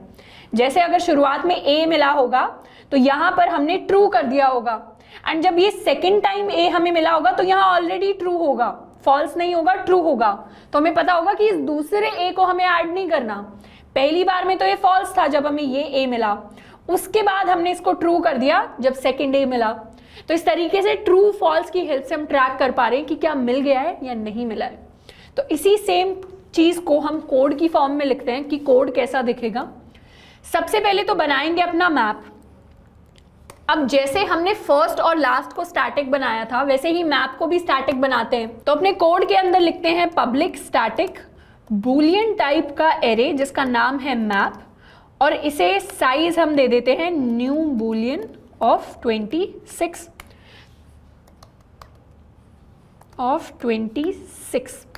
तो जितने कैरेक्टर्स होते हैं इंग्लिश अल्फाबेट के अंदर उतना हमने साइज 26 इसको दे दिया। अब लिखेंगे अपना रिकर्सिव फंक्शन पब्लिक स्टैटिक। इसका रिटर्न टाइप क्या होगा, इसका रिटर्न टाइप होगा वॉइड, क्योंकि हम कुछ रिटर्न नहीं करने, हमें दोबारा से अपनी नई स्ट्रिंग जो है फंक्शन के अंदर प्रिंट करवानी है। तो न्यू स्टैटिक वॉइड, हमें क्या करना है, रिमूव डुप्लीकेट्स। रिमूव डुप्लीकेट्स के अंदर हमारे पास पैरामीटर्स होंगे। सबसे पहले तो हमारी स्ट्रिंग str, उसके बाद हमारा इंट टाइप का इंडेक्स, साथ के साथ हमें क्या पास करना था, हमें पास करना था ये मैप, लेकिन बाहर स्टैटिक डिक्लेयर्ड है तो इसको बिना पैरामीटर के भी हम यूज कर सकते हैं। तो सिंपली हम दो ही पैरामीटर्स यूज करेंगे और मैप को हम डायरेक्टली एक्सेस कर सकते हैं अपने रिकर्सिव फंक्शन के अंदर। तो सबसे पहले क्या करेंगे, सबसे पहले हम अपना करंट कैरेक्टर कैलकुलेट कर लेते हैं। Current character is equal to str.char@index। Current character हमारे पास आ गया। अब चेक करेंगे कि क्या मैप में जो इंडेक्स है, मैप का इंडेक्स कैसे कैलकुलेट करेंगे, हमने ऑलरेडी पढ़ा था करंट कैरेक्टर माइनस ए। वो अगर ट्रू है तो आपने देखा कि मैप का जो इंडेक्स हमने लिखा वो लिखा करंट कैरेक्टर माइनस ए। जब कैरेक्टर में से कैरेक्टर माइनस किया तो एक इंटीजर वैल्यू हमारे पास आ गई जो बताएगा कि मैप का इंडेक्स कौन सा होने वाला है। इसको देखा कि क्या ये वैल्यू ट्रू है। अगर ट्रू है तो मतलब वो कैरेक्टर ऑलरेडी हमें मिल चुका है, तो मतलब न्यू स्ट्रिंग में उसको ऐड नहीं करना। अच्छा हाँ, पैरामीटर्स में हम एक और पैरामीटर लेंगे जो होगी हमारी न्यू स्ट्रिंग। तो न्यू स्ट्रिंग में अपने करंट कैरेक्टर को हमें ऐड नहीं करना, तो डायरेक्टली क्या करेंगे, रिमूव डुप्लीकेट्स को कॉल लगा देंगे एक इंडेक्स इंक्रीज करके, और न्यू स्ट्रिंग वैसे का वैसा रहेगा और स्ट्रिंग भी वैसे की वैसी रहेगी। लेकिन अगर यहां पर फॉल्स है तो मतलब वो कैरेक्टर हम पहली बार देख रहे हैं। पहली बार देख रहे हैं तो सबसे पहले क्या करेंगे, न्यू स्ट्रिंग में उस कैरेक्टर को ऐड कर देंगे, plus is equal to current character. उसके बाद हम मैप में उस वैल्यू को कर देंगे अपडेट। तो करंट कैरेक्टर माइनस ए को हमने बना दिया ट्रू, एंड फिर हम कॉल लगा देंगे अपने नेक्स्ट लेवल को जहां पर पास करेंगे स्ट्रिंग और index +1 with our new string. तो कुछ इस तरीके से हमारा रिकर्जन जो है वो काम कर रहा होगा। अब यहाँ पर ये इज इक्वल टू ट्रू हम हटा सकते हैं, क्योंकि ऑटोमेटिकली अगर आप कुछ नहीं लिखते हैं तो is equal to true implied होता है। अब बेस केस की अगर बात करें तो बेस केस में क्या होगा, बेस केस ये होगा कि अगर किसी भी पॉइंट पर इंडेक्स हमारा स्ट्रिंग की लेंथ के इक्वल हो जाए, मतलब हम लास्ट कैरेक्टर पर आ गए हैं, तो उस केस में क्या, उस केस में आप प्रिंट करवा दीजिए हमारी जो भी नई स्ट्रिंग है वो, और वहां से कर जाइए आप रिटर्न। तो प्रिंट करवा देंगे हमारी न्यू स्ट्रिंग एंड यहाँ से कर जाएंगे हम रिटर्न। तो ये हमारा रिकर्सिव फंक्शन कंप्लीट हो गया है। अब मेन फंक्शन के अंदर जाकर अपनी स्ट्रिंग हम लिखते हैं A B B C C D A, and यहाँ पर कॉल लगाएंगे अपने फंक्शन को रिमूव डुप्लीकेट्स, जहाँ पर होगी हमारे पास स्ट्रिंग, साथ के साथ हमारा इंडेक्स जो शुरुआत में पास होगा है 0, एंड न्यू स्ट्रिंग के लिए हम क्या पास करेंगे, हम पास करेंगे एक खाली स्ट्रिंग। तो इसको सेव करके रन करते हैं, एंड रन किया तो हमारे पास आउटपुट आया A B C D, and आप ध्यान से इनपुट को देखेंगे तो इसमें भी हमारे पास जो यूनिक कैरेक्टर्स थे वो थे ए बी सी डी। तो कुछ इस तरीके से हमने अपने कोड को कंप्लीट किया है। अब इस कोड की टाइम कॉम्प्लेक्सिटी की बात करें तो हमने क्या किया, पूरी की पूरी स्ट्रिंग को सिंगल टाइम ट्रिवर्स किया है। तो इस कोड की टाइम कॉम्प्लेक्सिटी वही होगी बिग ऑफ एन। अब नेक्स्ट क्वेश्चन की अगर बात करें तो नेक्स्ट क्वेश्चन एक काफी स्पेशल, काफी इंपॉर्टेंट क्वेश्चन है। इस क्वेश्चन को आप याद कर लें साथ के साथ तो काफी अच्छा रहेगा, क्योंकि इसकी इंप्लीमेंटेशन बहुत बार आ जाती है प्लेसमेंट्स में, इंटरव्यूज में। अगर आप कंपेटिटिव एग्जाम्स, कंपेटिटिव कॉन्टेस्ट दे रहे हैं तो वहां पर भी काफी सारे क्वेश्चंस के अंदर, काफी सारे राउंड्स में इस क्वेश्चन की इंप्लीमेंटेशन आ जाती है, क्योंकि सब सीक्वेंसेस, सब स्ट्रिंग्स ये काफी ज्यादा रिपीट होते हैं कोडिंग के अंदर। तो सबसे पहले बात करते हैं क्वेश्चन क्या है, print all the sub sequences of a string. एक स्ट्रिंग गिवन होगी, उसके सारे के सारे सब सीक्वेंस हमें प्रिंट करने हैं। अब सबसे पहले बात करते हैं कि ये सब सीक्वेंस का मतलब क्या होता है। सब सीक्वेंस का मतलब होता है कि आप के पास अगर कोई स्ट्रिंग है तो आप उसके कैरेक्टर्स को लेकर एक नई स्ट्रिंग बनाइए। उसमें आपकी मर्जी है कि आप कौन से कैरेक्टर लेना चाहते हैं और कौन से नहीं लेना चाहते, पर ये हो कि जिस ऑर्डर में वो ओरिजिनल स्ट्रिंग में आ रहे हैं उसी ऑर्डर में आपके सब सीक्वेंस के अंदर आए। दोबारा से, ए बी सी अगर आपकी एक स्ट्रिंग है और आपको इसके सब सीक्वेंसेस निकालने हैं, इसका ये मतलब है कि हर कैरेक्टर के पास चॉइस होगी कि क्या हम उसको लेना चाहते हैं या नहीं लेना चाहते। जैसे कि हमारे पास पहली चॉइस है ए के पास कि क्या ए आना चाहता है। अगर ए आएगा तो हमारी जो सब सीक्वेंस बनेगी वो होगी ए, और नहीं आएगा तो वहां पर होगा ब्लैंक।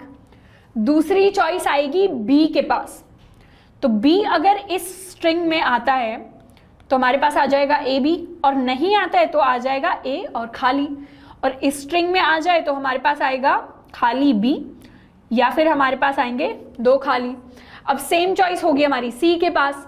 सी अगर इस स्ट्रिंग में आना चाहता है तो बन जाएगा ए बी सी, इस स्ट्रिंग में नहीं आना चाहता तो बन जाएगा ए बी डैश, इस स्ट्रिंग में आना चाहता है तो बन जाएगा सी, इस स्ट्रिंग में नहीं आना चाहता तो बन जाएगा ए डैश डैश।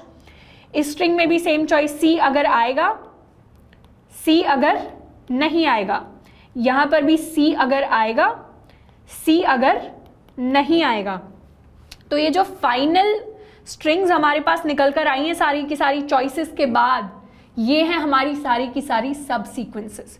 तो सब सीक्वेंसेस का क्या मतलब हुआ कि हर एक कैरेक्टर के पास चॉइस है कि वो आना चाहता है या नहीं आना चाहता, पर उसे आना पड़ेगा उसी ऑर्डर में जिस ऑर्डर में वो ओरिजिनल स्ट्रिंग में है। यानी सी ए से पहले नहीं आ सकता, सी जहां भी आएगा ए और बी के बाद ही आएगा, बी जहां भी आएगा ए के बाद ही आएगा।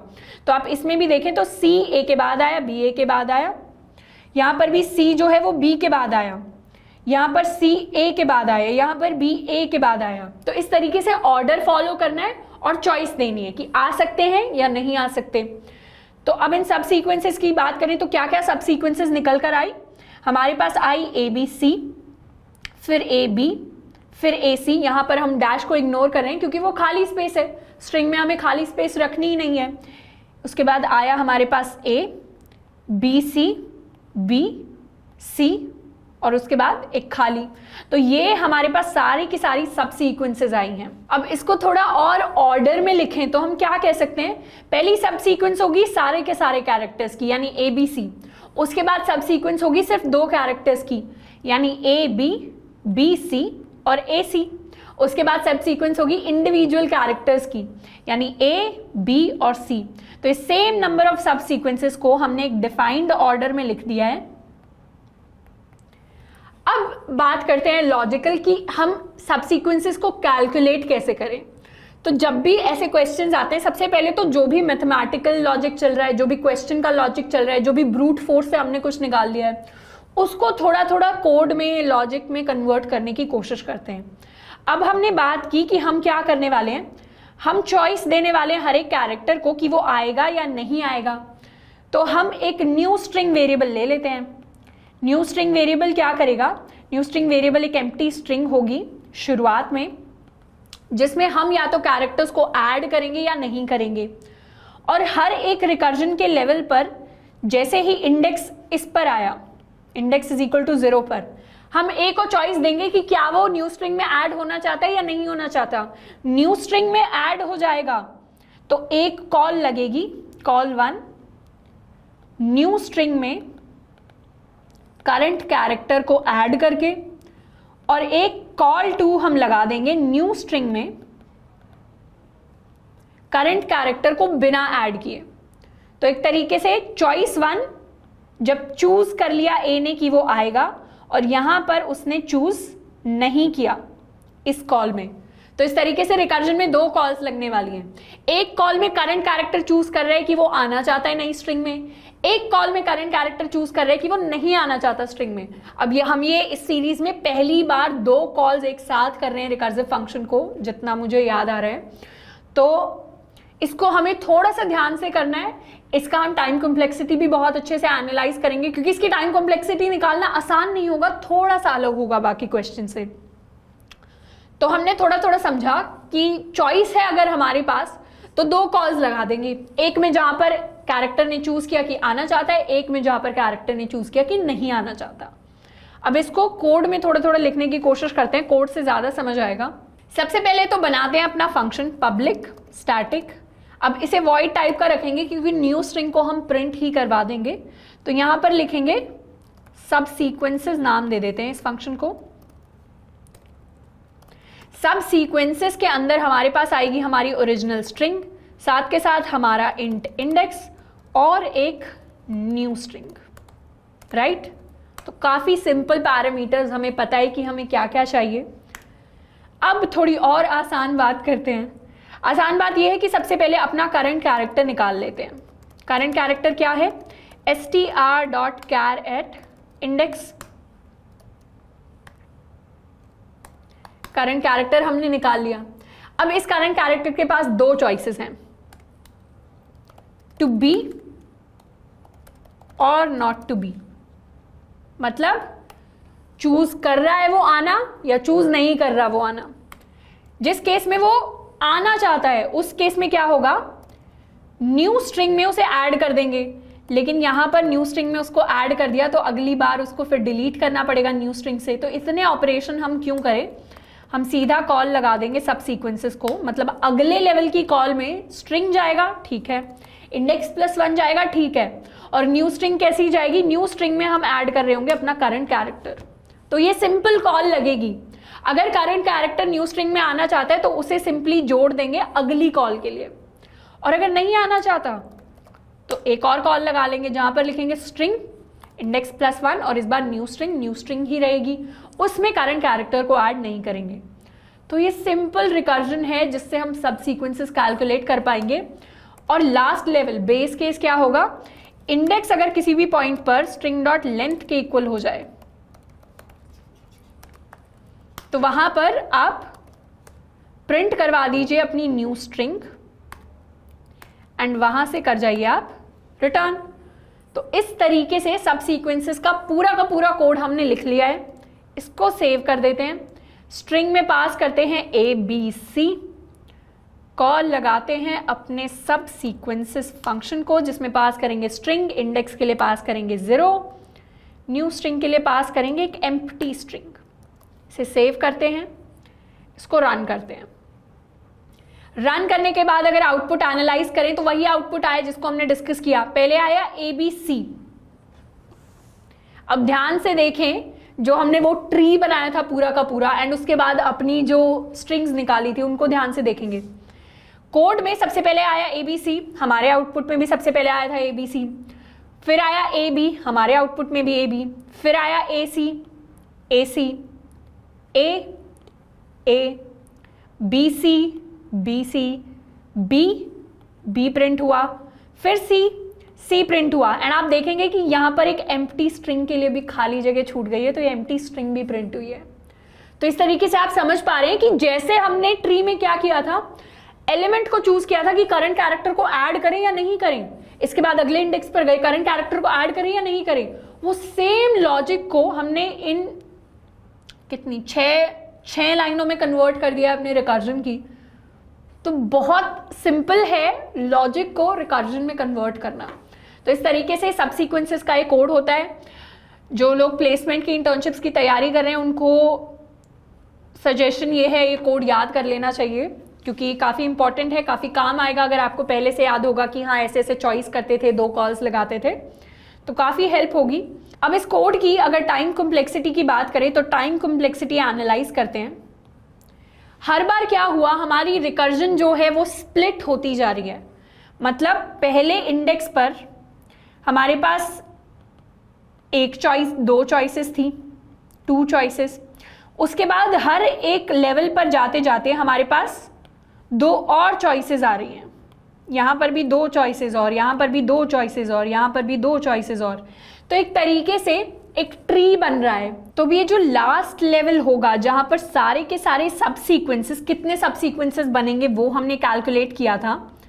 तो जितने भी सब सीक्वेंस बनेंगे, टाइम तो एक्चुअली उन्हीं को बनाने में लगा है, तो जितने भी सब सीक्वेंस लगे मल्टीप्लाइड बाय उनको कैलकुलेट करने का पाथ। तो सब सीक्वेंस वैसे जो आउटपुट निकल कर आता है वो आता है 2 to the power n, जहां पर n होती है स्ट्रिंग की लेंथ। तो अगर ये 3 कैरेक्टर्स की स्ट्रिंग है तो 2 to the power 3 सब सीक्वेंसेस हमारे बनेंगे, यानी 8। इसको भी काउंट करें तो 1 2 3 4 5 6 7 8, तो 2 to the power 3 सब सीक्वेंसेस बने। तो टाइम कॉम्प्लेक्सिटी कैलकुलेट करने के लिए क्या करना है, हमें क्या करना है, बस इन सारे के सारे जो भी सर्कल्स हैं इनको ऐड कर देना है लास्ट लेवल पर जितने भी, क्योंकि ये सब किसको रिप्रेजेंट करते हैं, ये जो ट्री बन रहा है ये सारी की सारी नोड्स किसको रिप्रेजेंट करती हैं, हर एक नोड रिप्रेजेंट करती है एक फंक्शन कॉल को।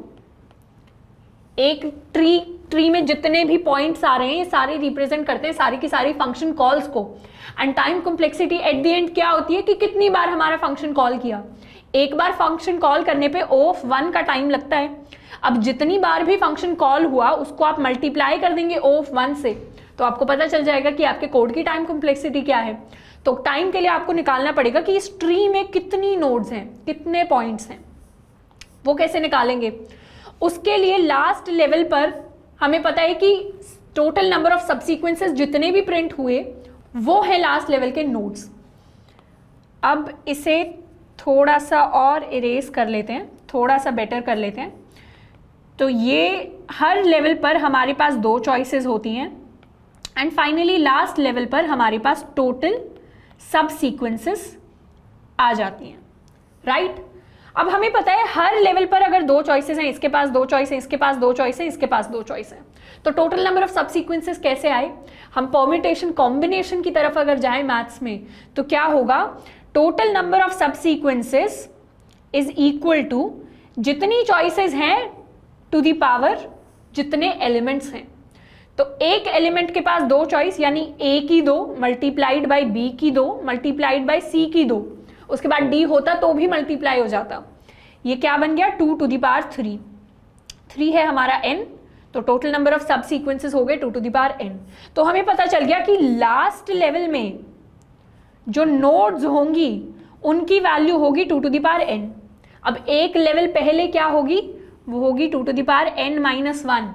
क्यों, क्योंकि 2 to the power n-1 nodes में हर एक अगर 2 कॉल्स लगाए तो 2 to the power n होगा, क्योंकि इसका मतलब क्या है 2 to the power n-1 multiplied by 2, यानी पिछले लेवल की हर एक नोड ने 2 कॉल्स लगाई।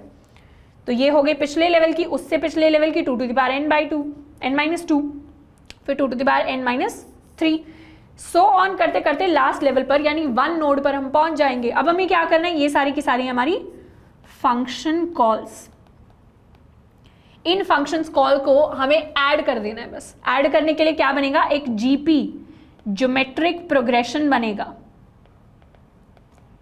इसीलिए इससे पहले एक वीडियो निकाली थी चैनल पे कि क्यों मैथ्स इंपॉर्टेंट है जब भी आप सॉफ्टवेयर इंजीनियरिंग या कोडिंग करने जाते हैं। क्योंकि अगर आप 11th-12th में मैथ्स पढ़ते हैं, 10th में अच्छा मैथ्स पढ़ते हैं, तो यहाँ पर टाइम कॉम्प्लेक्सिटी कैलकुलेट करने में बहुत ज़्यादा हेल्प होती है। तो ज्योमेट्रिक प्रोग्रेशन बनेगा, उसमें ऐड करेंगे सारे के सारे लेवल्स को, 2 to the power n-2, 2 to the power n-3, similarly 1 तक जाएंगे। अब जीपी का फॉर्मूला हमें पता है, वो होता था a into r to the power n-1 divided by r-1। थोड़ी सी गंदी हैंड राइटिंग पर साथ में बने रहिए। a है 1, r है हमारा 2, कॉमन डिफरेंस है 2, n यहाँ पर होने वाला है n+1। क्यों? क्योंकि 2 से लेकर मतलब यहाँ से लेकर यहाँ तक जितने भी लेवल्स हैं ये है n+1। तो r हो गया, n हो गया n+1 डिवाइडेड बाय 2 - 1। तो इसका सिंपल आंसर हमारे पास आया है 2 to the power n+1 - 1। तो ऐसी कुछ टाइम कॉम्प्लेक्सिटी निकल कर आएगी। लेकिन एसिम्प्टोटिक नोटेशंस में अगर बात करें तो टाइम कॉम्प्लेक्सिटी हमारे पास निकल कर आएगी big of 2 to the power n, right? क्योंकि 2 to the power n+1 वो हो जाएगा 2 to the power n into 2, तो 2 कॉन्स्टेंट है, उसको हटा देंगे।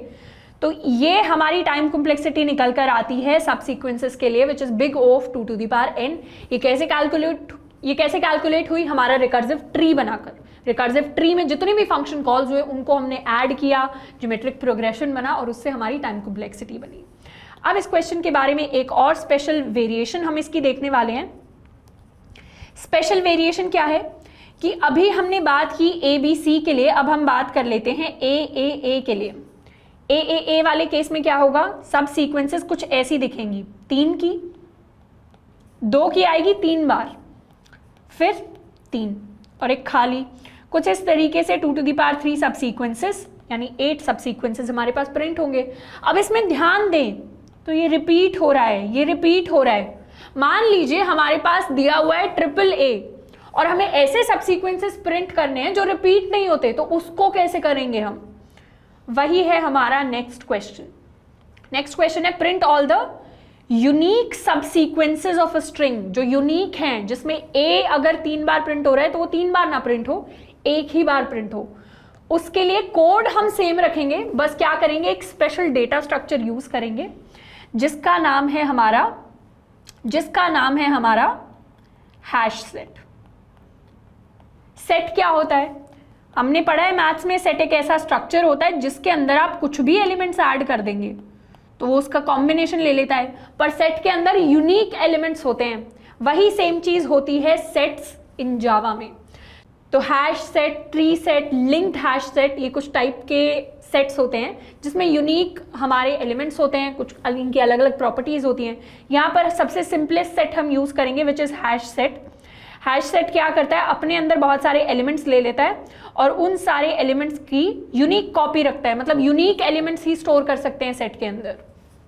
तो कुछ इस तरीके से ट्रैक करेंगे सारे के सारे यूनिक सब सीक्वेंसेस को, एक सेट बना देंगे। सेट होगा किस टाइप का? स्ट्रिंग टाइप का। उस सेट में स्ट्रिंग स्टोर कर सकते हैं और सारी की सारी यूनिक स्ट्रिंग्स को हम देख लेंगे।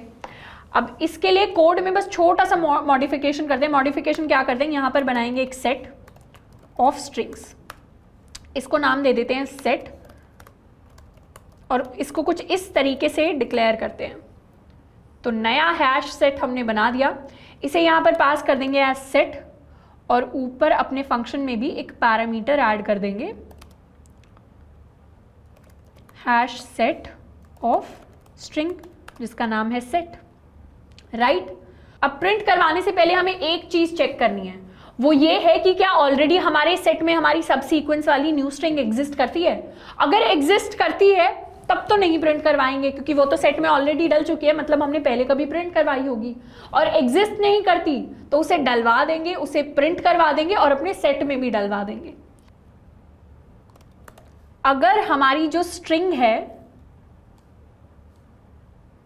यानी सेट अगर कंटेन करता है हमारी न्यू स्ट्रिंग को, तो उस केस में तो हम कर देंगे सिंपली रिटर्न, मतलब यहां पर कुछ भी प्रिंट नहीं करेंगे। लेकिन अगर ऐसा नहीं है तो फिर इस केस में हम प्रिंट करवा देंगे अपनी स्ट्रिंग को एंड साथ के साथ सेट में कर देंगे ऐड हमने न्यू स्ट्रिंग को, और अब करवा देंगे यहाँ से रिटर्न।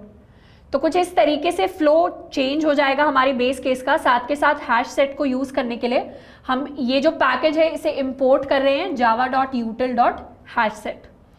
अब इस कोड को रन करें अगर ABC के लिए, तो सबसे पहले तो नई कॉल्स में भी ऐड कर देते हैं। तो सब सीक्वेंसेस की जो कॉल गई उसमें पास कर दिया अपना सेट, यहाँ पर भी पास कर दिया अपना सेट। तो इसे सेव कर देते हैं, दोबारा से रन करते हैं ABC के लिए। ABC के लिए रन करेंगे तो सेम आउटपुट हमारे पास आएगा, लेकिन अगर इनपुट में हम चेंज कर दें A कर दें इसे, और अब अगर रन करें कोड को,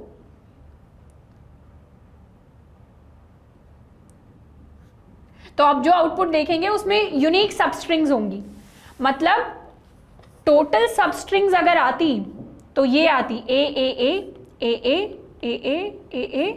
एंड सिंगल में ये, लेकिन इन सब का यूनिक क्या होता? यूनिक होता AAA, AA and single A with an empty string. और वही चार जो सबसीक्वेंसेस हैं वो यहाँ पर प्रिंट हुई हैं। तो इस तरीके से यूनिक सबसीक्वेंसेस अगर हमें निकालनी है तो हम सेट्स का यूज कर सकते हैं। तो अपने सेम कोड में छोटी सी मॉडिफिकेशन करके प्रॉब्लम थोड़ा सा चेंज हो सकता है। यही सेम चीज इंटरव्यूअर्स करते हैं, आपसे डायरेक्टली सबसीक्वेंस नहीं पूछेंगे तो यूनिक सबसीक्वेंस पूछ लेंगे, लॉन्गेस्ट कॉमन सबसीक्वेंस पूछ लेंगे। तो इस तरीके से वही सेम कोड को किसी ना किसी तरीके से मॉडिफाई करके आपसे पूछ लिया जाता है। अब बात करें अपने लास्ट क्वेश्चन की, तो लास्ट क्वेश्चन है हमारा प्रिंट कीपैड कॉम्बिनेशन। आपको पता होगा पहले वो नोकिया के फोन्स आते थे जिसमें 1 प्रेस करते थे तो कुछ कुछ आपका दबता था, 2 प्रेस करते थे एक बार तो A होता था, 2 बार प्रेस करते थे तो B प्रिंट होता था, 3 बार करते थे तो C प्रिंट होता था। कुछ इस तरीके से पहले बचपन में मैसेज किया करते थे, पर अब तो खैर स्मार्टफोन्स आ गए हैं। तो कीपैड जो है उसके कॉम्बिनेशंस हमें प्रिंट करने हैं। इसका क्या मतलब है? सबसे पहले मैपिंग देखते हैं कि नोकिया का हमारे पास फोन है, 0 मैप्ड है हमारे डॉट से, 1 मैप्ड है ABC से, 2 मैप्ड है हमारे DEF से, 3 मैप्ड है हमारे GHI से एंड सो ऑन। तो इस तरीके से मैपिंग हमें दे रखी है।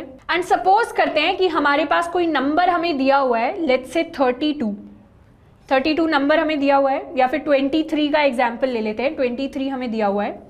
इसके हमें पॉसिबल कीपैड कॉम्बिनेशंस निकालने हैं। यानी अगर 2 को मैंने प्रेस किया तो क्या क्या पॉसिबल कॉम्बिनेशंस हो सकते हैं, 3 को प्रेस किया तो क्या क्या कॉम्बिनेशन हो सकते हैं, 2 को प्रेस किया तो कॉम्बिनेशन हो सकते हैं 2 के लिए ये कि या तो D प्रिंट हुआ होगा या E प्रिंट हुआ होगा या F प्रिंट हुआ होगा, और 3 को 2 के बाद प्रेस किया तो फिर ये कि D के बाद या तो G आया होगा तो DG बन गया होगा, D के बाद या H आया होगा तो DH या फिर DI।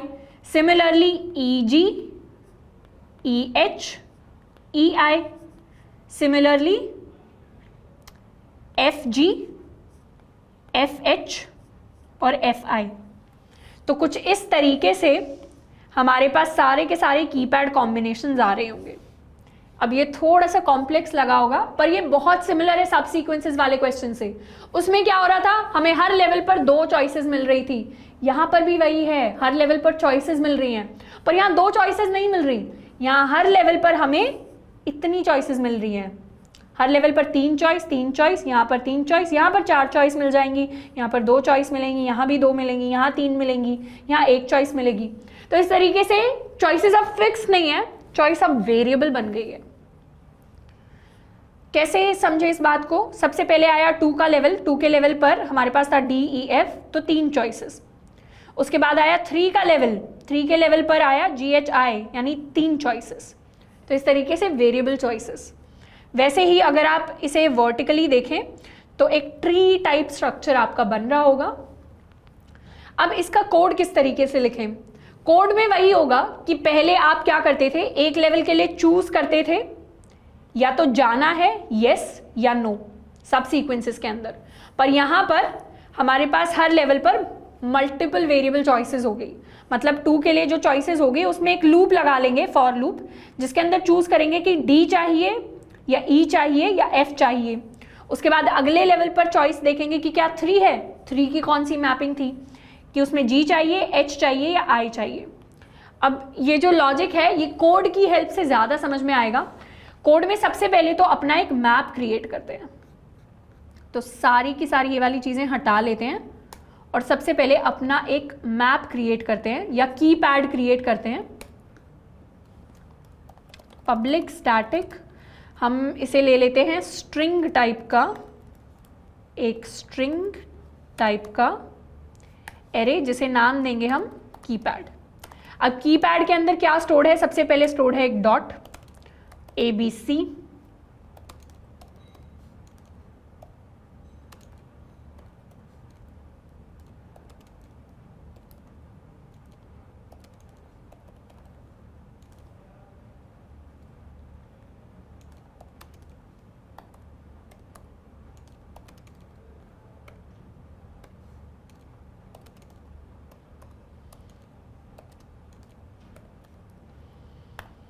तो कुछ इस तरीके से कीपैड की मैपिंग हमें गिवन होगी।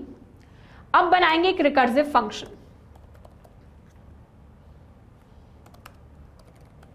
इस रिकर्सिव फंक्शन को कुछ रिटर्न नहीं करना, इसे सिर्फ सारे के सारे जो कॉम्बिनेशंस हैं उनको प्रिंट करना है। तो इसका टाइप दे देंगे void और इसे नाम दे देंगे प्रिंट कॉम्बिनेशंस। प्रिंट कॉम्बिनेशंस के अंदर हमारे पास पैरामीटर आएंगे। सबसे पहले हमारी स्ट्रिंग, स्ट्रिंग यहाँ पर क्या है, स्ट्रिंग है ये 2 3 नंबर्स की स्ट्रिंग, ये स्ट्रिंग आ गई। उसके बाद आ गया हमारा इंडेक्स की, स्ट्रिंग के अंदर कौन से इंडेक्स की हम बात कर रहे हैं। उसके बाद ले लेते हैं स्ट्रिंग कॉम्बिनेशन, जो भी हमारा फाइनल कॉम्बिनेशन बन के आने वाला है उसको हम प्रिंट करवा देंगे। तो ये कॉम्बिनेशन वही न्यू स्ट्रिंग है जिसकी बात हम हर बार करते हैं, लेकिन हमें अपने कोड में कोशिश करनी चाहिए कि सारे के सारे वेरिएबल्स को हम मीनिंगफुल नाम दें। तो हर बार जब हम न्यू स्ट्रिंग कर रहे थे, क्योंकि हम नए थे लेकिन हमने अब काफ़ी रिकर्जन पढ़ लिया, तो अब हम मीनिंगफुल नाम देंगे अपने कोड में चीज़ों को।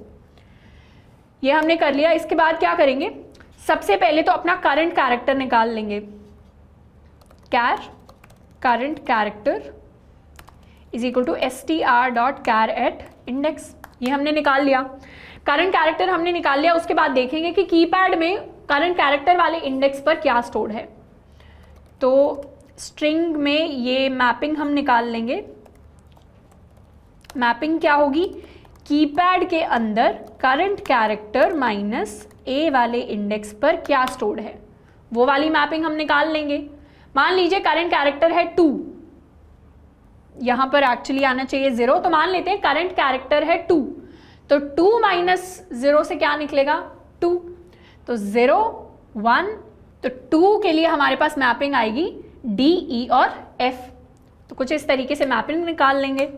फिर लगाएंगे एक for loop, for int i is equal to 0, i is less than mapping की लेंथ और i प्लस प्लस, और हर बार इस मैपिंग को कॉम्बिनेशन में ऐड कर देंगे। तो प्रिंट कॉम्बिनेशन मतलब अगले लेवल पर कॉल लगेगी विद स्ट्रिंग इंडेक्स +1 और कॉम्बिनेशन में हर बार ऐड हो जाएगी हमारी mapping.char@i। तो ऐसा सा कुछ कोड बना है हमारे कीपैड कॉम्बिनेशंस का। अब इस कोड में सबसे पहले क्या हुआ, करंट कैरेक्टर लिया। करंट कैरेक्टर लिया तो अगर 23 की बात कर रहे हैं तो हमारे पास आ गया करंट कैरेक्टर में 2। सेकेंड स्टेप में क्या हुआ, मैपिंग निकाल ली। 2 के लिए मैपिंग क्या होगी, DEF, तो 2 आ गया था, अब DEF निकाल लिया। उसके बाद लूप लगा दिया हमने DEF पर, तो DEF पर एक लूप लगाया। हर बार पहली बार D को ऐड किया, फिर E को ऐड किया, फिर F को ऐड किया, और इस तरीके से अगले लेवल्स पर कॉल लगा दी। कैसे, पहले D को ऐड किया, फिर E को ऐड किया, फिर F को ऐड किया। तो ये है हमारा फर्स्ट लेवल, राइट, ये है हमारा सेकेंड लेवल। तो कुछ इस तरीके से रिकर्जन के जो लेवल्स हैं, स्टैक इस तरीके से फॉर्म हुआ है, थोड़ा horizontally, I think this is horizontal. तो इस तरीके से स्टैक हमारा फॉर्म हो रहा है। तो ये हमारा कोड काम कर रहा है। बेस केस कहाँ आएगा, बेस केस वहाँ आएगा जब हमारे इंडेक्स की वैल्यू हो जाएगी स्ट्रिंग डॉट लेंथ के इक्वल। वहाँ आते ही कुछ नहीं करना, बस प्रिंट करवा देना है अपने कॉम्बिनेशन को, एंड यहाँ से कर देंगे हम रिटर्न। बस कॉम्बिनेशन प्रिंट करवा दिया और यहाँ से रिटर्न कर दिया। और मेन फंक्शन से क्या पास करेंगे, मेन फंक्शन से अपनी स्ट्रिंग जो है शुरुआत में 23 ही ले लेते हैं ताकि टैली कर पाएँ, और कॉल कर देंगे प्रिंट कॉम्बिनेशंस को। स्ट्रिंग इंडेक्स पास किया शुरुआत में 0, कॉम्बिनेशन के लिए पास कर दिए एक एम्प्टी स्ट्रिंग। इसे सेव करके रन करें अगर, तो आउटपुट जो हमारे पास आएगा वो है ये। अब आउटपुट को अगर एनालाइज करें तो हमारे कोड के आउटपुट में आया पहले DG, सेम हमारे यहाँ पर आया था, फिर आया DH, DH, DI, DI, उसके बाद EG, EG, EH, EH, EI, EI, FG, FH, FI, FG, FH, FI। तो इस तरीके से सारे के सारे जो कॉम्बिनेशंस है कीपैड के फॉर 23 वो प्रिंट हो गए हैं। अब अगर इसमें कुछ सिंपल सा आउटपुट पास करें, सिंपल सा इनपुट पास करें, मान लेते हैं सिर्फ 4 हम पास करते हैं और इसे सेव करके अगर रन करें तो आउटपुट आएगा JKL, और 4 के लिए क्या था हमारे पास JKL। तो कुछ इस तरीके से आउटपुट हमारा प्रिंट हो रहा होगा। तो अब इसकी जो टाइम कॉम्प्लेक्सिटी होगी उसमें काफ़ी सारे वेरिएबल्स आएंगे कि हमारी लेंथ क्या है टोटल स्ट्रिंग की, उसके साथ साथ हमारे जो चॉइसेस हर लेवल पर मिल रहे हैं वो चॉइसेस क्या हैं। इसका अपर लिमिट मान लेते हैं कि चॉइसेस हमारे पास 4 चॉइसेस हैं, मतलब हर बार अगर मान लीजिए हमें स्ट्रिंग ही मिल गई 6 6 6 6, तो हर लेवल पर 4 चॉइसेस हैं। और जितनी भी लेंथ की स्ट्रिंग मिली, मतलब लेंथ की स्ट्रिंग की लेंथ अगर n है हमारे पास, तो 4 टू द पावर n होने वाली है time complexity, big O 4 to the power n, क्योंकि हर लेवल पर हमारे पास मैक्सिमम कितनी चॉइसेस हो सकती हैं, 4 चॉइसेस। मैक्सिमम लेंथ कितनी हो सकती है स्ट्रिंग की, n, और हमने सब सीक्वेंसेस में देखा था कि 2 टू द पावर n होती है टाइम कॉम्प्लेक्सिटी, यहाँ पर सिमिलरली हो जाएगी 4 टू द पावर n। तो कुछ इस तरीके से रिकर्जन की हमने थोड़ी सी बेटर प्रॉब्लम सॉल्व की है as compare to the previous video. And इसके बाद एक और वीडियो लेकर आएंगे जिसमें रिकर्जन की हार्ड प्रॉब्लम्स या एडवांस लेवल की जो प्रॉब्लम्स होती हैं उनको हम सॉल्व करेंगे, उनकी टाइम कॉम्प्लेक्सिटी एनालाइज करेंगे, स्टैक में चीज़ें कैसे काम कर रही हैं वो थोड़ा एनालाइज करेंगे।